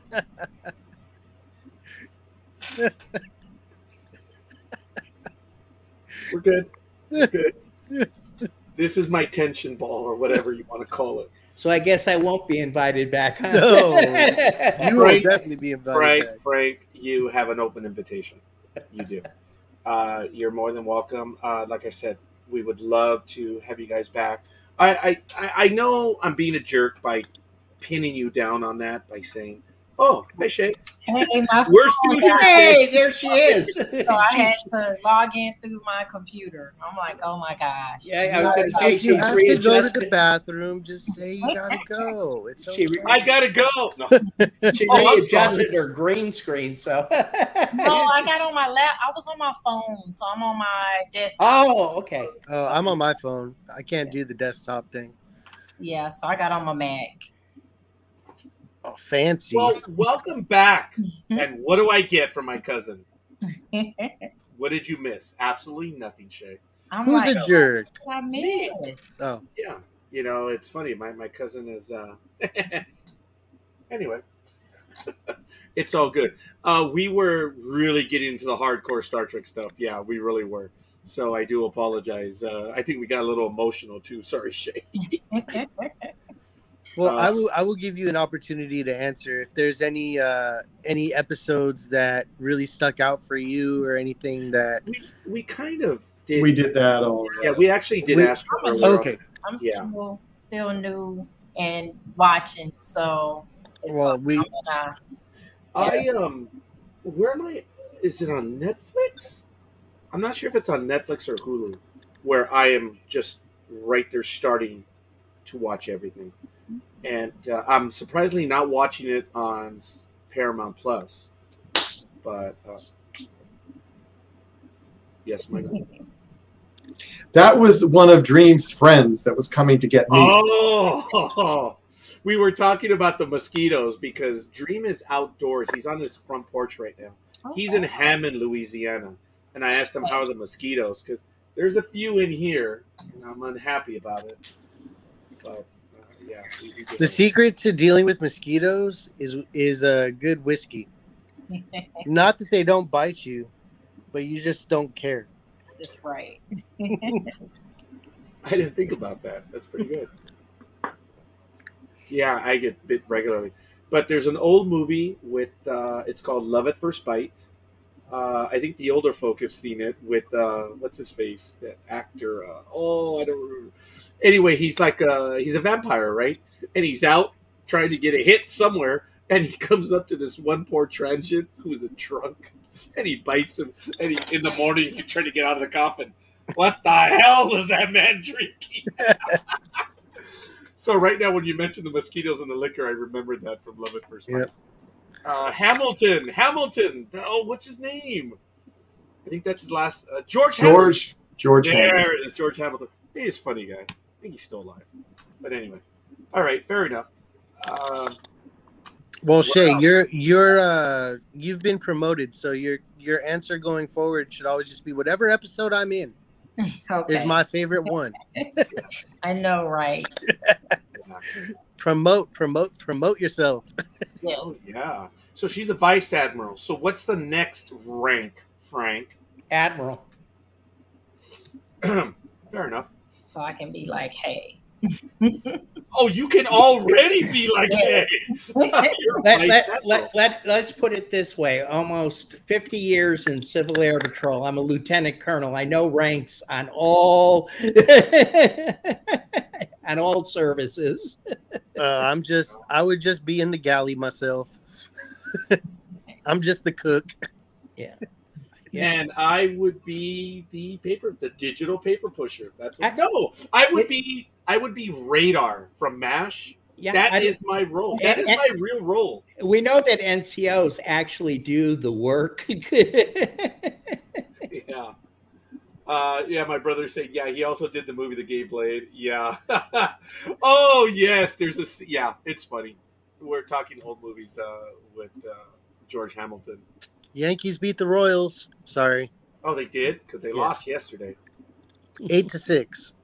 Hey, as a sister told me many years ago, Mother of the Nation, God bless her soul, she says, Mijo, if they win by 10, great. If they win by 1, it's the same thing. Yeah. Still goes down in the win column. That's right. A win is a win is a win. You drop 100 feet or 200 feet. What's the difference? Doesn't matter. Doesn't matter. You can trip off. That might be a little different. If you trip off the curb and land differently, you're in trouble. That's true. Shay, I don't know what happened. I don't know why all of a sudden they got all morbid. That was on a dime, man. However, ladies and gentlemen, I do have to get up in the morning because Shay expects me to be there bright and early to help our people because I'm tier 3 and she's a team lead. So I was going to say she's your boss. Yeah, technically she's she's management. She's leadership. Yeah, like Frank's a good guy. I taught her everything she knows. I was Hindu, and of course, we on two opposites of the world. So my opportunity came a little bit quicker because we had a smaller team. So we're growing. Yeah. Well, congratulations. Thank you. Yeah. Like I said, I don't know if you thought of that, Shay, but even in the world of Star Trek, oh yeah, your role, your rank, we would be hard pressed to find. You know, there are female admirals. We've had them, but I don't know of another black female admiral anywhere. Yeah, when I was telling people I was doing it, they was like, "What?" I'm like, "Yeah." So, yeah, I didn't realize how big it was, and now we're tonight sitting with you guys, just talking about the history. So I'm like, "Wow, I definitely got to go and do a lot of research and read up too." So, yep. I want to give a shout out our 19th like, Greg Price. Thank you for the love, everyone. Okay. Got me, Greg. Very good. So you may be the second one, but in 800 hours of you may only be the second one. That is still, yes, you got me, Greg. I appreciate it. Thank you. I was hard pressed. It doesn't matter. You are still doing something today, which, forgive me, gentlemen, this is a shot against the two gentlemen up on top right here, but being minorities in a position of I'm not your puppet. Being in a position of authority represents. I'm a old white guy who's bald. And I'm not impressed. I know that was a cheap shot. I know it wasn't right. It is so cool. People will watch what you do, Shay, and it's exciting. And just by you being there, it is really cool. You know. Yeah. You're not a background, and there's nothing against anyone in background. It's just you have a position. You are in command, and you make things happen. It's pretty exciting stuff. Thank you to Frank. Yes, thank you. So it is thank you to Frank, but it's also thank you to you for accepting the opportunity that was presented. Of course.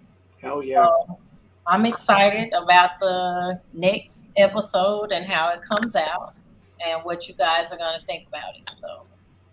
Well, we look forward to it. I know Vance readily and heartily said yes, yes, yes, and yes. I hadn't even asked the questions. So I know we're going to have Vance on in the future. And Shay, you've been a good sport. Anytime you want to join us, we do a lot of programs here, not only on Monday night. There's others. You're more than welcome. You ever want to join us? Frank, I didn't tell you, but you've got an open invitation too. And folks, I don't always say it to everyone because I'm old and I forget, but this goes to everyone. You guys want to join us? Let us know. We'll send you the link. Okay. If you've been on before, guys, we get to spend time, and our common denominator is this thing that we call Star Trek. It's a TV show, but this TV show talks about a future, which is really not too bad. When it comes down to it, guys, it reminds us of our youth. And girls, I'm sorry. Guys and girls, I'm sorry. Can you tell, Shane? Predominantly, we almost always have guys here. No, I'm like, they used to having guys. I know, and that's our fault, but it's always a thrill. But it, as Frank said, and as Michael has said, and others, and it reminds us of our youth, and it reminds us, or it gives us hope of something that can happen. And it's awesome that we can work towards that. Okay. It is what it is. Frank, I thank you. I know you got to get up early, and I guess we're going to call it at this point. Shay, unless you'd like to continue, we'll gladly talk. But I know it's late for all of you guys. Yeah, I gotta finish. I told Frank, hey, I gotta get this in. So you have still not done it? We've kept you from it? Oh, Shay, I'm so sorry. No, good. This is great. I was happy to jump on when Frank was like, hey, I'm like, sure. So yeah. And Shay, you know what? I got to tell you, Frank, we said it, and I don't think it took a minute. I'm like, we were on fast, which was really cool. Greg, thank you. Good night. And I guess we're going to see everyone else. But look, here it is. Last words. We're going to go around. I'll end with Dream. But Michael, I want to thank you for setting this up. We'll look forward to doing it again. And Frank, last word, last thought, go. And then Shay, and then Dream, and Michael, myself will finish off. Thank you very much. I appreciate you having us on. It really was fun. I enjoyed it, and it was well worth taking that nap before here so I could be here longer. I hear you. No, it's my pleasure. It's our pleasure. I definitely appreciate the invite. This is actually my first podcast interview, so it was great. So, hey, give me this. Yes. So, thank you again. I would love to come back. So, thank you. You're always welcome, Admiral. Vice Admiral. Sorry. There's nothing in titles. Vice Admiral. Dream, thanks for joining us, pal.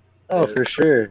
For sure. I definitely want to reiterate the invite to Frank and Shay and Michael as well, because I don't catch you all the time because I know you're a busy man as well. Me, I just, whatever. But anytime we have so many different episodes, whether it's Star Trek, cryptids, sports, whatever your interests are, you let us know. We'll talk about it when you got free time. We have so many different programs, and we are just so thankful to have your voices and opinions. And it's been a blast. I know I wasn't able to join you for a long time, but I try to jump on when I can. So thank you, guys. Nice meeting you, Dream. For sure. Dream has been here on NDB Media from the very beginning. Wow. From 2008. Yeah, we've been on for that long. Michael? Yeah, I feel like I've been here a long time too. And I took some breaks because I got really busy. But I'm really glad that Frank could come. I'm glad he said yes. And Patty, it's always great to have you here, keeping us all real. Yes, thank you, Patty. Yeah. Greg, Patty, Lewis, everyone else, I'm going to go very quickly. Donna, I know we had, I may not be able to get everyone, No Budget Productions, of course, that's Vance. I'm probably not going to be able to get everyone on here. Roy, Ian, my goodness, quite a few. Everyone else that we mentioned. Andrew, I believe I mentioned Donna. I apologize if I did again, but yes, everyone else, and then all of our likes today. Thank you, Luis Noriega, Vance Mayer, Marty Salzman, Scotty Whitehurst, Thomas Whitney, Billy Swanson, Jacob Hayes, Bobby Nash, Steve Semmel, Diana Denton, Patty Figueroa Noriega, Tony Konopka, Josh, Patty. Randy Landers, and Peter Gama. Folks, thank you, and it was a glorious day. And remember, be safe, and it always gets better. And if you get a little depressed, just put a little bit of Star Trek on. And I'm just gonna claim Patty as my cousin too, because she's been cool. She said hi, and she asked me questions directly. Yeah, this person, she actually said love to me. Damn. I know. I'm okay with it. All right, guys. All kidding aside, peace! Yeah. Have a good one.